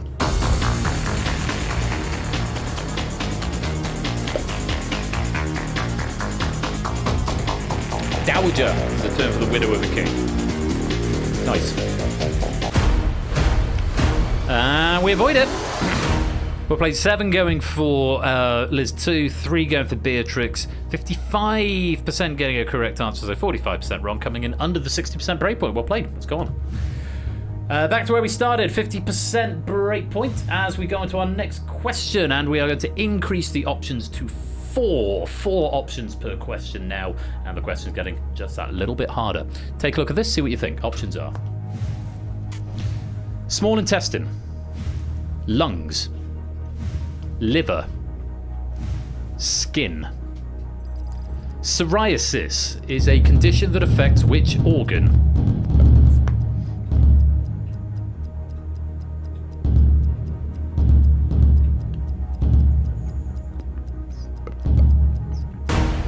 And that is time. And before I tell you the answer, I'm afraid we interrupt this regularly scheduled game of the Purge to bring you Doggo Cam, because he didn't turn up in episode 1. We haven't seen him for ages, and he's just wandered into the office and he's saying, "I'm tired." Are you tired? Now he recently had his balls off, so we're in the hope that he's going to slightly calm down, because he was getting a bit angry, weren't you? You were getting a bit cross with all of your friends, and so yeah, we had your balls off, didn't we? Oh, hello. I am your friend. Oh, okay, lovely. No tongues. No tongues. Yes, he probably is aware of it, to be honest. There you go. What a good boy. I know, it's a bit hot for dogs at the moment, isn't it? Anyway, I thought you'd appreciate that. That was very much a 1,000-yard stare.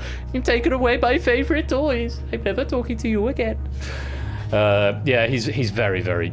He's getting a bit hot. This is probably why he's not here. This is always the hottest room in the flat. So, anyway, psoriasis is a condition that affects which organ? Small intestine, lungs, liver, or skin? The correct answer.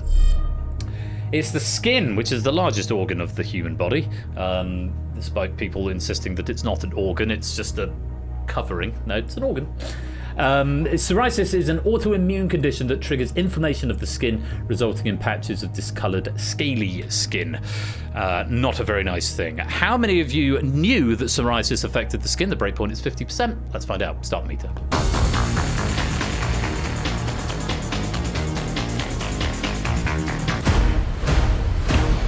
No drama there. 18% incorrect and 18 players getting it right. No one thinking it's the lungs, 1 going for small intestine, 3 for the liver, everyone else going for the skin. Well played. Let's go on. Dropping the breakpoint now down to 40%. And here is another question with 4 options. Take a look. Richard Dean Anderson, Scott Bakula, Dirk Benedict, John Delancey. In Quantum Leap, who portrayed the lead character, Dr. Samuel Beckett?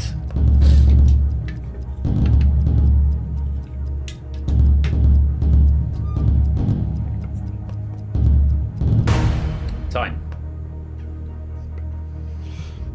I've never seen an episode of Quantum Leap, so I wouldn't have known this. I maybe thought this was harder than it was, but that was my bias. The correct answer, Scott Bakula. John Delancey, I think, played Q in Star Trek Environs. He was certainly in Star Trek Voyager. He also played air traffic control person in Breaking Bad, I think. If I'm thinking of John Delancey. Scott Bakula, though, is the answer. When the original series of this time travel adventure was cancelled, the story was simply concluded with the title card stating, Dr. Sam Beckett never returned home. A great way of ending a show. As you queue in Next Generation, he's definitely queue in Voyager, if it's the guy I'm thinking of. Yeah, Richard Dean Anderson, I sort of vaguely recognise the name, but... Oh, it's MacGyver. Yeah, and yes, John Delancey also in Breaking Bad. Dirk Benedict, can't say I've come across. Either way, Scott Bakula was the correct answer. Let's find out how many of you are wrong. Breakpoint at 40%. See if we bust through it. Start the meter. Oh, 80. Aha, heard of that.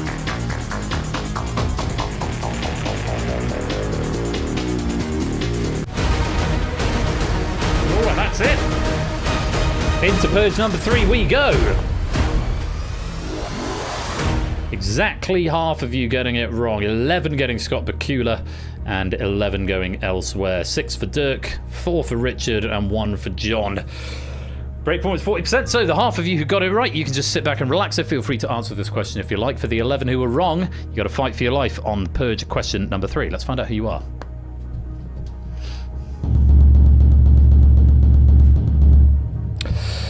The Purge are Claire, Matt, Fluffy, Pyro, Jogging, Marcini, Riff, Woollyback, Zeus, and Not Piano Ben.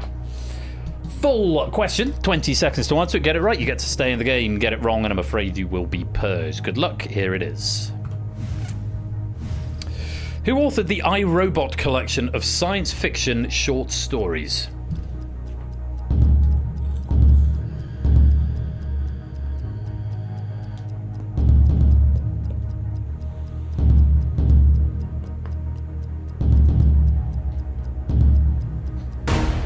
Time. Read a couple of them. I became a bit obsessed with it when the 2004 Will Smith film came out. The correct answer is, of course, Isaac Asimov, from whom the Japanese robot Asimo is named.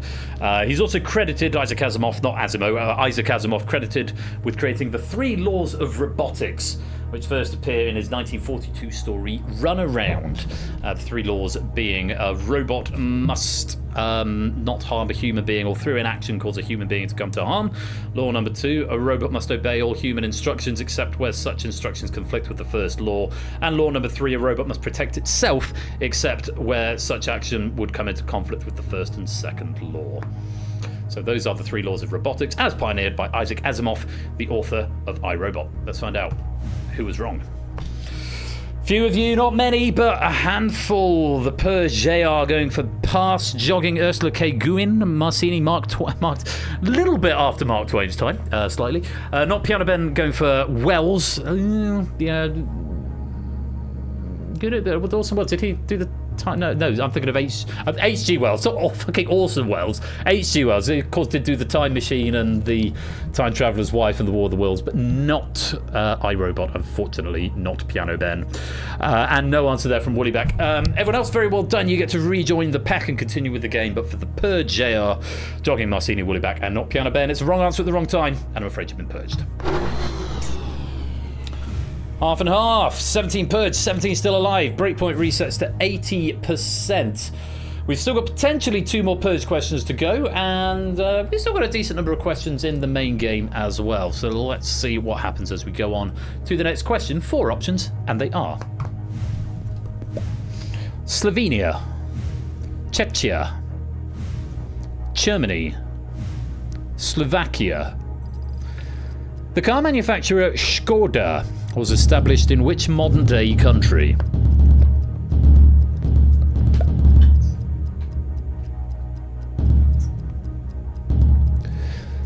Time. I have to say, I didn't know this.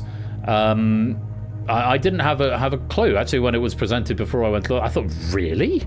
Is it that? I also understand the little hat on the S. I'm not quite sure what that diacritic is called. It's not a tilde, is it?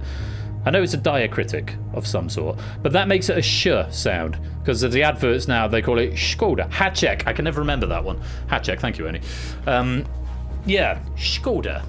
And they really emphasise it, and it drives you mad when you're driving. Anyway, modern-day country in which Škoda was established was the Czech Republic. Nothing more to add on that, though it's a beautiful country, as is Slovenia. Would recommend everybody goes, though wait till the end of the quiz. Breakpoint's 80%. How many were wrong? Start the meter. That's the way it goes sometimes, Woollyback, with this game. We avoid a purge, 24%. Getting it wrong, but only 4 players, so you can see at this point each player is accounting for around 6%. Yeah, the fewer players there are, the fewer players getting it wrong are required in order to trigger a purge. 76% though, getting Czechia, nice and safe. 1 going for Slovakia, 3 for Slovenia. Let's go on.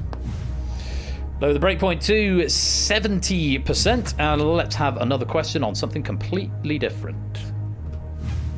Options are Vincent van Gogh, Willem de Kooning, Rembrandt, Johannes Vermeer. Which of these Dutch artists created the most self-portraits?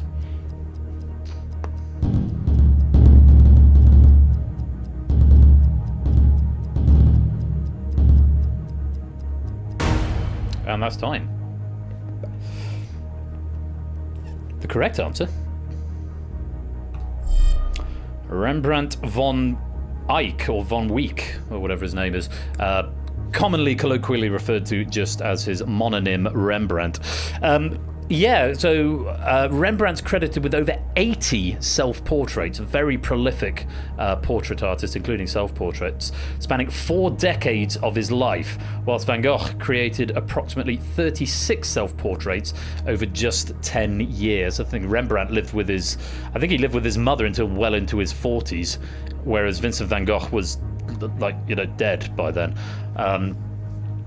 Rembrandt's got the staying power, which is probably the other 2. I don't think are particularly famed for their portraits. Vermeer, obviously, girl with the pearl earring, but it's about that big. It's tiny. Well, it's a little bit. It's really small though. Anyway, Rembrandt was the correct answer. Let's find out how many were wrong. Let's start the meter.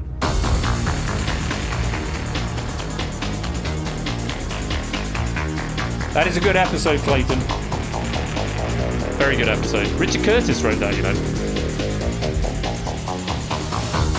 Hello. Oh, there we go. Wow.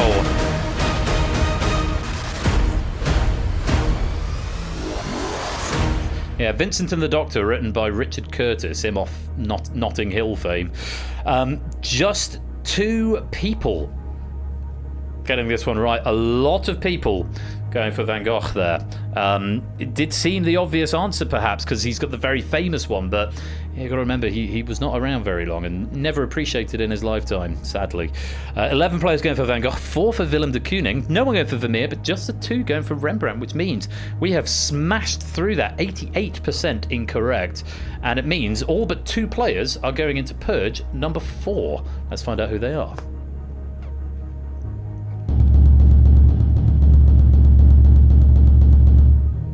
Conradlac, Ralph, Claire, Matt, Clayton, Fluffy, Prug Shapes, Clive, Manic, Riff, Otley, Zeus, Toot, and Creosote Drinker. You are all in Purge number 4. Full answer required in order to stay in the game. You get it right, you get to rejoin the pack. You get it wrong, you're out of the game. I will add there is a potential to trigger an early final here if 3 or fewer players survive. 3 or fewer players survive, those who survive, and the other 2 who are not in this Purge, which looks to be Pyro and Nando, will go straight to the final. Let's see what you can do. Good luck. Here's your question. Allium cepa is the scientific name of which vegetable known for its different coloured cultivars?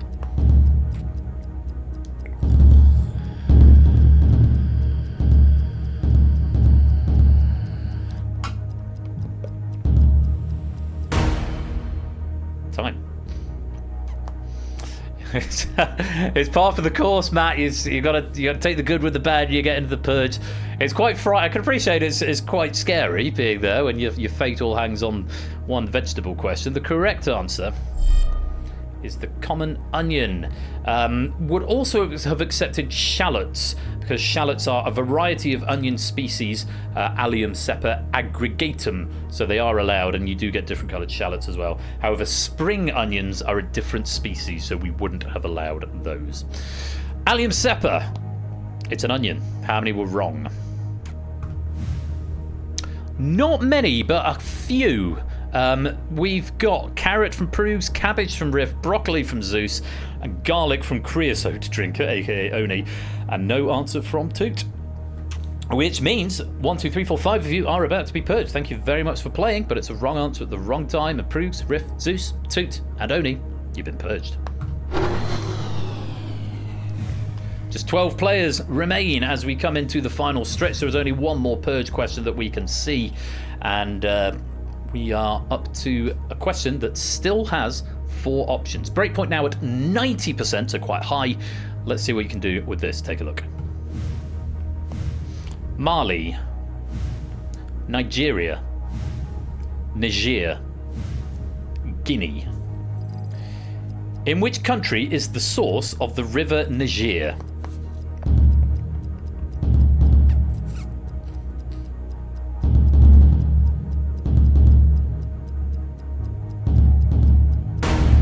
Time. If I'm looking at this thinking, surely, is this a trick question? Is it a trick question? It seems potentially evil. I actually got a second opinion on this when I was proofing it. I went to Lewis, who's my he's the person I go to if I have a question on proofing, and we went back and forth on whether we should restyle it as the Niger River or the River Niger. I personally preferred the Niger River. He said River Niger is better because you have like Mississippi River, but you've also got River Thames, so either is acceptable. We settled on that one, the logic being it makes it less obvious that the answer is in fact not Niger, it's Guinea. It's nicknamed the Boomerang River. The Niger takes an unusual looping path. It rises in Guinea, it flows inland into Mali before curving to pass through Niger, Benin and Nigeria before reaching the Atlantic at the Gulf of Guinea. So it's sort of all over the shop, really. But Guinea is the correct answer. We've got a nice chunky breakpoint there of 90%. 12 players in play, which means I think we need 2 of you to get it right in order to survive. Have we done so? Let's find out. Start the meter.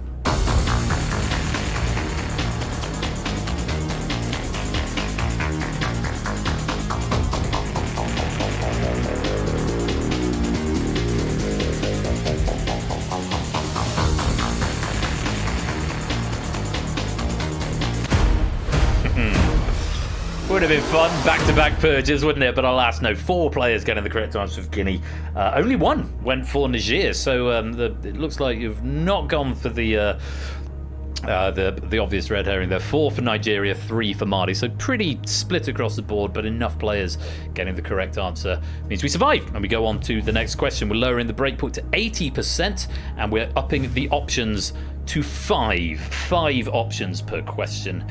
Let's see what you can do with this. Options are quarterback, center, wide receiver, offensive lineman, tight end. Travis Kelce plays what position for the Kansas City Chiefs?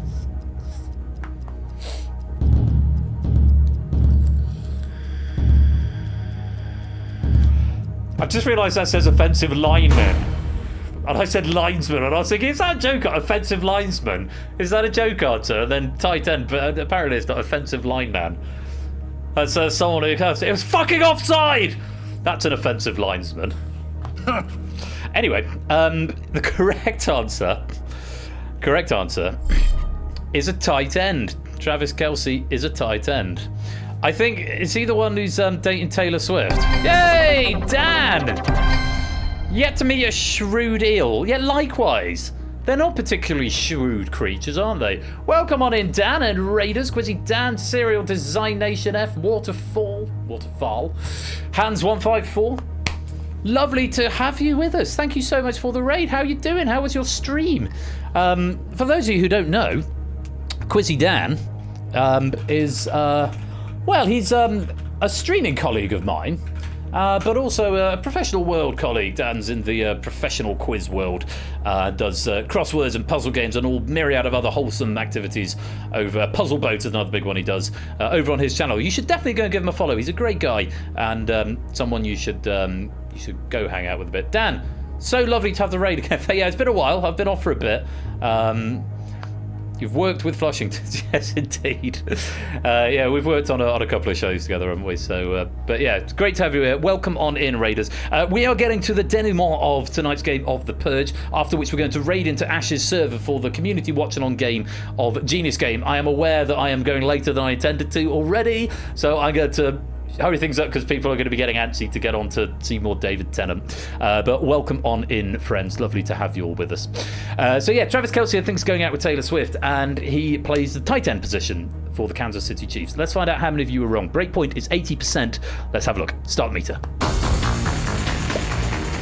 How do you know Andy from Pencilwork?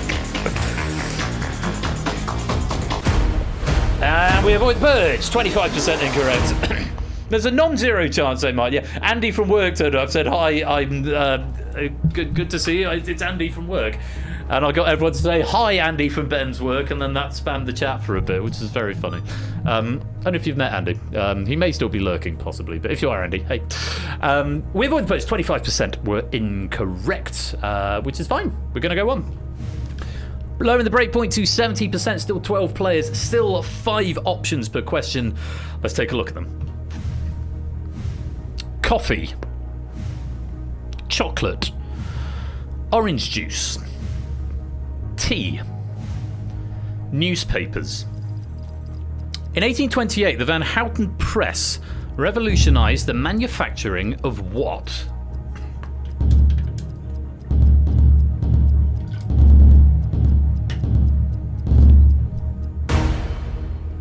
That's time. The correct answer is chocolate. Van Houten's hydraulic press. It enabled the separation of cacao butter from cacao solids. Is that how you say it, cacao? I always said cocoa, but I think it is cacao. Cacao butter from cacao solids, allowing for chocolate to have a smoother texture and more pleasant taste. And this is not something that is translated to our transatlantic cousins over in the States. Cacao and cacao. Oh, it actually says cocoa in my notes, but it might mean cacao. Can I have all of them, please? All at the same time. Welcome, Pokenuts. Good times then to you, my dude. Hope you're keeping well. Yeah, this thing has not translated to the Americans, who do not understand how to do chocolate, though I understand it's something to do with milk production. So I won't hold it against you personally, anyone from America. Answer is chocolate. How many were wrong? Start the meter. Hold the newspapers. Hold the front page.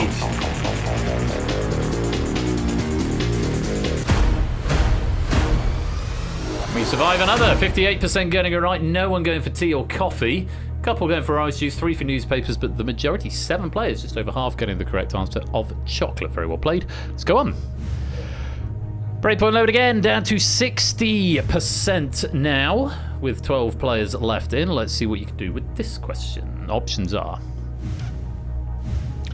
Indigo Girls, Chloe X Halle, Shakespeare's Sister, The Weather Girls, Salt and Pepper. 2 Tons of Fun was the original name of which female duo?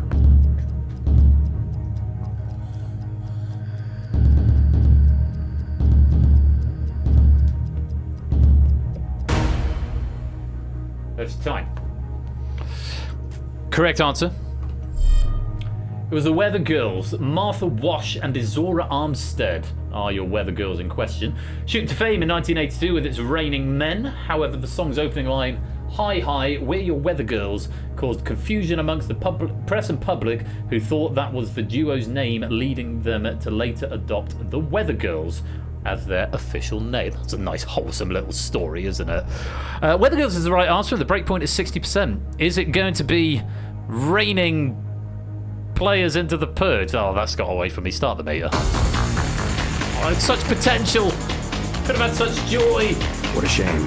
What a shame.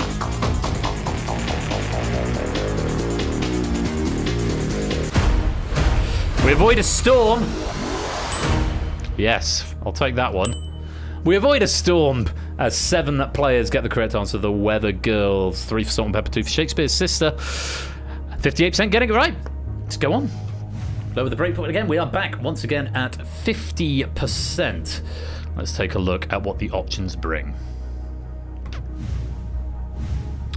Radio waves, gamma rays, X-rays, microwaves, ultraviolet.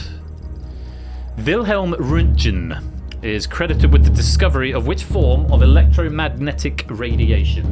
I'm sure it's pronounced Rontgen. No, put an umlaut over the O. Röntgen. My notes say it's Rontgen. Yes, this seems somewhat familiar. Did this come up in Crossfire earlier on? Sometimes that happens entirely by chance. 2 different writers, 2 different proofers, so we didn't see. I proofed this one, so I didn't see Crossfire until I explored it earlier on. Sometimes the universe just does have a bit of a cosmic sense of humor, and on this question right here, most of us, I think, have remembered that the correct answer is X-rays. Discovered in 1895, Rontgen named his discovery X to signify the unknown type of radiation observed. So there we go. X-rays was the correct answer. I'm hoping most of us remember this, but let's find out. Start the meter. Just 1 player forgotten, 1 go for gamma rays. And everyone else getting it right. 92% getting the correct answer, 11, and we avoid that purge. And we go on to the next question. The breakpoint has been lowered to 40%, and there are still 5 options for the question. Good luck. Take a look at this. Turmeric roots, dandelion flowers, banana peels, saffron petals, or mango leaves.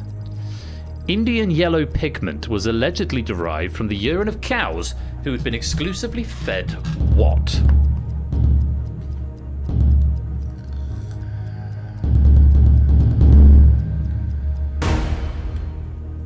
That's time. The correct answer is mango leaves. Feeding cows nothing but mango leaves left them in a state of near starvation, altering the pigmentation of their urine, which was collected in terracotta pots, heated into a syrup, filtered, dried, and finally pressed into round clumps available for artists to buy. So Indian yellow ultimately comes from cow piss, seasoned with mango leaves and nothing but. Breakpoint's 40%. How many of you were wrong? Start the meter.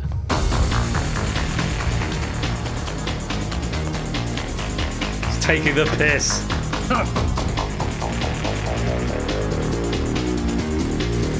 Unsurprisingly, we have triggered Purge number 5. 7 go for turmeric roots, 2 for saffron petals, 3 going for mango leaves. Now, this is a very exciting moment, and I'll tell you why. For the 9 players in the Purge, it's less exciting. But for Stimpson's Angle, and for me personally, we have the makings of a perfect Purge pack. Because that was question number 20. If you'd survived that, we'd be going to the Purge final anyway. But we've triggered the 5th Purge on the 20th question. This doesn't happen very often. 2 out of 3 of the metrics are in place for it to be a perfect Purge pack.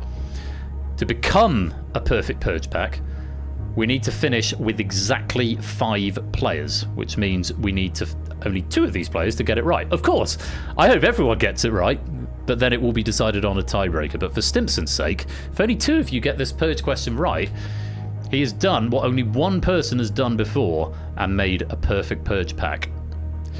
Let's take a look and see who is in Purge number 5.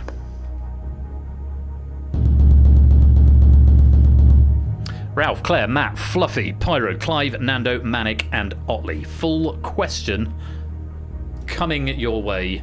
Full answer required within 20 seconds if you want a chance at making it into the final Purge. Good luck. Here's the question. David Unupon appears on which country's $50 banknote?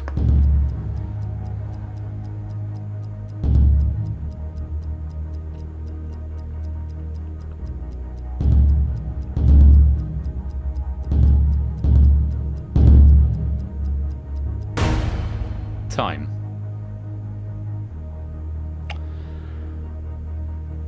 The correct answer is Australia. David Unupon was an Australian inventor and author, is the first named First Nations individual depicted on an Australian banknote. We wanted Australia. How many of you were right? 4 of you were right, which means at the last moment Stimpson has denied that title of a perfect Purge pack. But of course I'm pleased for Matt, Fluffy, it's Otley and Clive who get the opportunity to get to the final Purge. Not guaranteed yet, because there were 3 players who didn't have to answer that question. But alas. Oh, I tell a lie. Good spot, Pyro.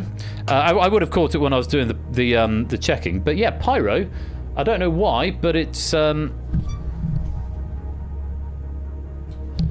you typed os is you transposed the I and the L, and it obviously didn't get through the spell check, but I can see what you're getting at. So you must be condoned. Good spot. Ralph though going for the Philippines, Claire for Singapore, Nando for the Philippines, and Manic for Nigeria. Pyro did go for Australia and has been condoned. It does mean we're going to have to come down to the tiebreaker. Questions correct and then tiebreaker. I'll explain those metrics in just a minute. But for now, great game from Ralph, Nando, Claire, and Manic. But unfortunately, it's a wrong question, wrong answer at the wrong time, and you have been purged.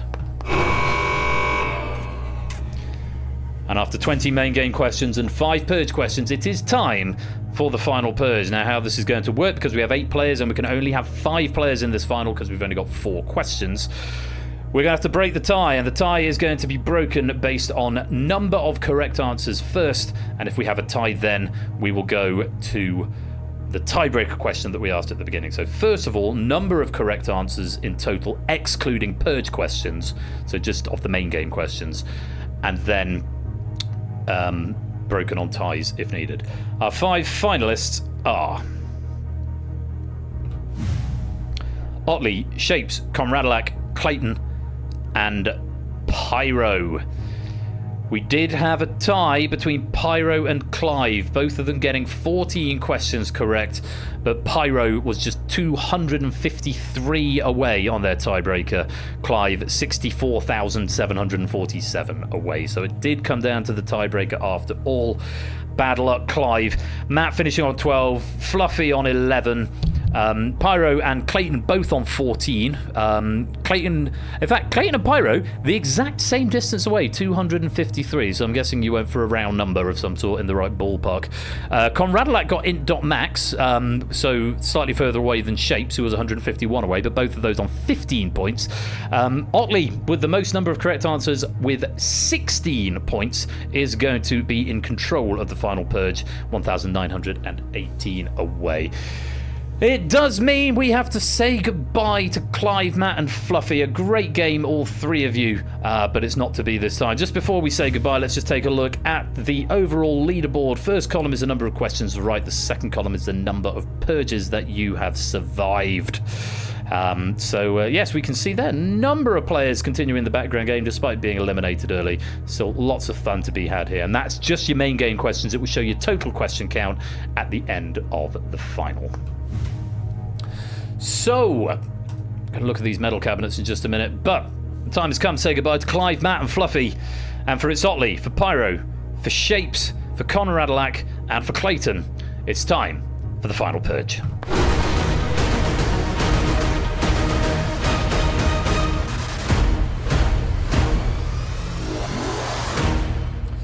Rules of the final purge. You're going to be shown half a question. Based on that half a question, you have to decide whether to play it or to pass it. If you play it and you get it right, well, first of all, you choose whether to play or pass based on half a question. You're then shown the entire question. If you play it and you get it right, you can choose any of the other four players to eliminate from the game, knocking them out and getting one step closer to victory. If you pass it and they get it wrong, they eliminate themselves and they're out of the game. However, if you pass it and they get it right, or you play it and you get it wrong, then you knock yourself out of the game. This is all based on half a question. I will also add, if you're nominating someone else to pass to, double check the name of the player on your device before you press the button, because the order on the graphics are not necessarily the same as the order they will appear on your device. Okay? It's Otley, you had the most questions correct. You were in the lead coming into the final purge, so you will have control as to whether or not you go first or last. Please make a decision now. Otley's going into the gauntlet head on and is going to see how favour fortunes him. You all know the rules of the game, and just before we go in, let's take a little peep in your medal cabinet, which I'll be grateful when the operator's finished because it's much better. It's Otley has never won the purge. Shapes has won the purge 3 times. Conradalak has never won the purge. In fact, has only got a Spotlight Silver in their medal cabinet at the moment. Clayton has a Danger Zone Gold and a Spotlight Bronze, but has never won the purge. Pyro has never won the purge. So only Shapes in present company has previously won the purge. Pyro and Otley with quite extensive medal cabinets, but not the purge. Shapes looking to make it 4. Everyone else looking to make it 1. So could be an interesting final. I tell you that information in case you want to use it in any way at all. Good luck to you all. Otley, here's your first half a question. Which capital city is located? Play or pass?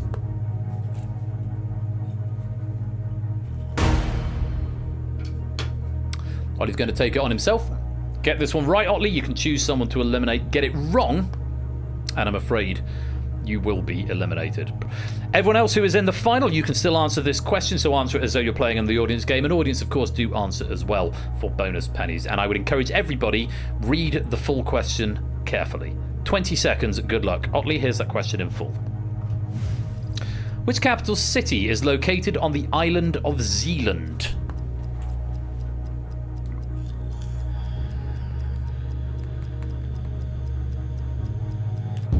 Ten seconds.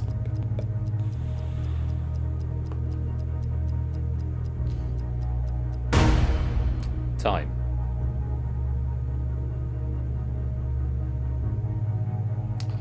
I tell you that of our finalists, I think one of them abstained, and 2 of them were right and 2 of them were wrong. The correct answer is Copenhagen. It's Sotley, you're in the right part of the world, but the wrong one. Zealand, or Jaland, in, or however you pronounce that in Danish, has no etymological links to New Zealand, which is named after the Dutch province of Zealand with a double E rather than an EA. But it is Copenhagen, Denmark. I didn't even know that Denmark was sort of archipelago-ish. I didn't know it was island-based, but apparently it is. And yes, Copenhagen, the capital city of Denmark, not Amsterdam. I can say that Shapes also gave the answer Amsterdam. Clayton and Pyro both gave the answer Copenhagen. It's a wrong answer, I'm afraid, it's Sotley. Good hustle, but it's not to be this time. You've been purged. And then there were 4. Shapes is up next. Same rules, based on half a question. Are you going to play or pass? The first mainline The Legend of Zelda game. Play or pass? Yeah, Zealand with a double E. Very subtle distinction, but it does check out. This question's gone over to Clayton. So, Comradelac, Pyro, you can relax a little bit, though, of course, still answer the question. Shapes, if Clayton gets it right, you're eliminated. If Clayton gets it wrong, then Clayton, you are eliminated. Good luck, Clayton. Here is that question in full.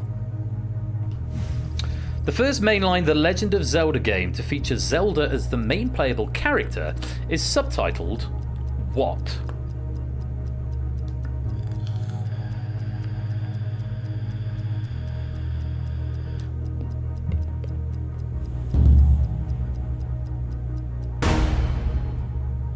Squeezing an answer in the nick of time. The correct answer, and what Clayton said,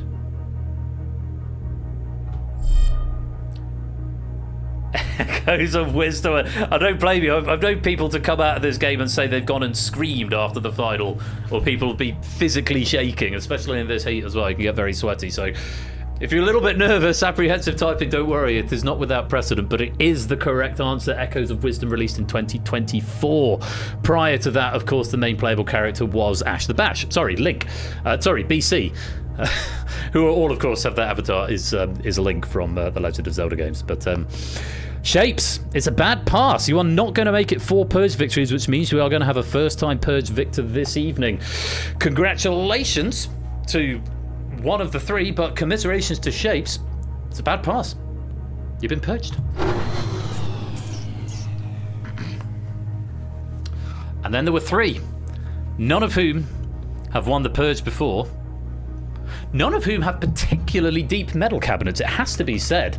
Relatively, I think, new members to the community, certainly Clayton and Comradelac, have been around over only the last year. So Pyro, I know, has been around for a little while, has got a slightly deeper cabinet. Red Herrings Gold, Spotlight Gold, Hive Gold for Pyro. Silvers in Risky Business and Money Box, Lobby in Distinction, and a bronze in the Hive. Clayton, Gold and Danger Zone, bronze and Spotlight. Comradelac, silver in Spotlight. So, the Purge is a big medal to add to a cabinet. We're going to play on. Comradelac, you're up next based on half a question. Play or pass, and if you're passing, check carefully whether you're passing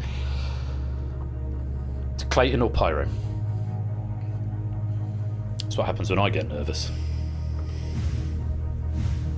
Originating in Liverpool, play or pass?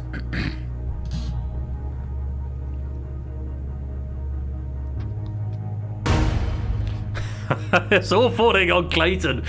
Clayton, for the second time in a row, a question has been passed to you. Pyro's just sit there like, awkward turtle. Pyro is going to be in the final 2. Will it be Clayton or Comradelac that they are playing against? Clayton, if you get this one right, Comradelac's out. You get it wrong, it's going to be Comradelac versus Pyro. Good luck, Clayton. Here is that question in full. Originating in Liverpool, the Zootons released a 2006 hit single that shares its title with which female name? I'm sorry, I rather butchered that. Originating in Liverpool, the Zootons released a 2006 hit single that shares its title with which female name? Sorry, the piping's gone very strange. Hit looks like it's the end of the 9, and then single! Time. Wrong window, Pyro. Wrong window. Good thing you weren't involved in this question, isn't it? The correct answer is, of course, Valerie. It's another bad pass. Clayton is just absorbing them all, and he's going to have the opportunity to pass himself in a minute, or he could take on his own question. Don't worry, Spyro. It's nerve-wracking stuff. Conrad Leck, great hustle, but it's a bad pass. Clayton's got it right, and you've been purged. Yeah, it's covered a year later by Mark Ronson and Amy Winehouse. And we're down to the final two, and Pyro, you're going to have no say in this game because Clayton is going to be in control based on half a question. Decide whether to play or pass. Here is that half a question for you. By composition, what is the primary metallic element? Clayton's going to play it. Not much hesitation there. Very best of luck. Clayton, if you get this one right, you get to eliminate Pyro. If you get it wrong, Pyro, you've won the Purge. Here's that question in full. Good luck. By composition, what is the primary metallic element in the minerals sphalerite, smithsonite, and hemimorphite? I think I did quite well there with my pronunciation.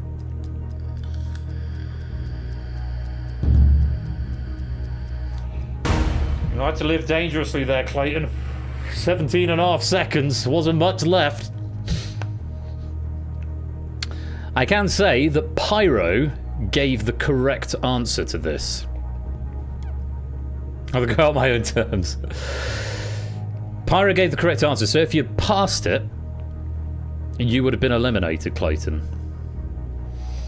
The correct answer, and what Clayton said,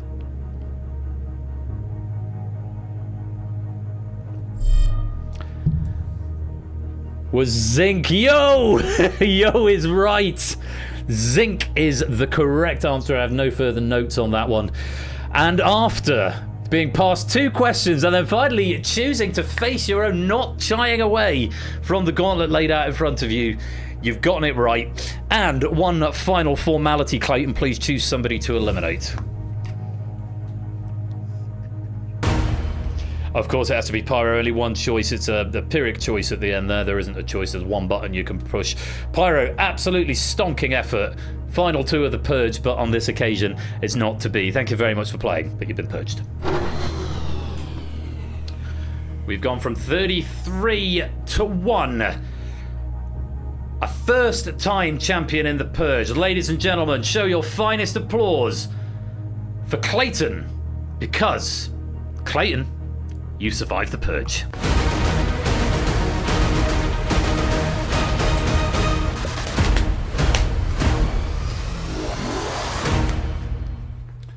Good game. Good game indeed. And Stimpson's Angle. What a great question pack. Really lovely stuff. Pitched so perfectly in terms of getting as many questions out of the game as possible. Because so many times we see like 12 questions in the main game, or we get to the end of question 20 after like 3 purges. So good to have it so tight at the end. Yeah, I can't remember the last time we used every single question in a purge pack. So really, really great stuff. Lovely stuff. So thank you for your efforts. We look forward to seeing more questions from you later in the season. But I can't let the moment pass without saying, Clayton, what a great performance. Got lucky, and then no. It's, well, sometimes it could be how the questions fall for you, but I mean, you played a blinder to get to that point. And would you get 15 right? 15 out of 20 in the main game, 14 out of 20 in the main game, and you battled on, played hard, and you've got a very well-earned medal in your cabinet, so bravo to you. Let's just take a quick look at the final leaderboard. We can see the number of questions right in the first column, and the purges survived. Effectively, each question in the final purge is its own purge, just so you know what that's all about there. And they should have been converted into pennies, and should hopefully be displaying on your devices right about now. So hopefully you all had a good time with that. I certainly enjoyed hosting it, and it made me forget that distinction broke towards the end. But I must go and retroactively add on your pennies for that game, because it would be frightfully rude of me not to. Right, I said we were going to issue a raid, a formal raid, so I can see everyone's jumping out of the general voice chat in my Discord. If you want to go over to watch the second episode of Genius Game, hidden youth copy button, okay. It's over in Ash's server. I did press the copy button. Ash, have you got a link to your server? It says hidden, use copy button. Ash is going to post a link to his server. I don't know if he can, if he's still here. There we go.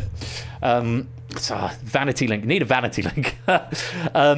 That is our raid target. Since I can't actually set up a formal raid, I'll paste that a few times. So go and get yourselves over there already. And then when we get there, it's the only time we're allowed to spam. I'm going to put my Ash the Bash moderator hat on and say you can go into live chat and we can spam our raid message, which is going to be... I've got Ben from Andy's work I quite like. I quite like cow piss. Youngest old man on Twitch. That's what you call a population crash. That's a good one. Unknown hard error is quite a good one. I think just for the sheer lulls, it's going to be... Ooh. Yeah. It's AB me getting pennies again. Yeah. We're just going to go into Ash's live chat and just say hashtag Ben from Andy's work. All right, we'll do it there. I'll get started. Hashtag Ben from Andy's work.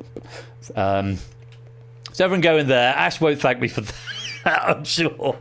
But that's the raid. That's what we're doing. Hashtag Ben from Andy's work.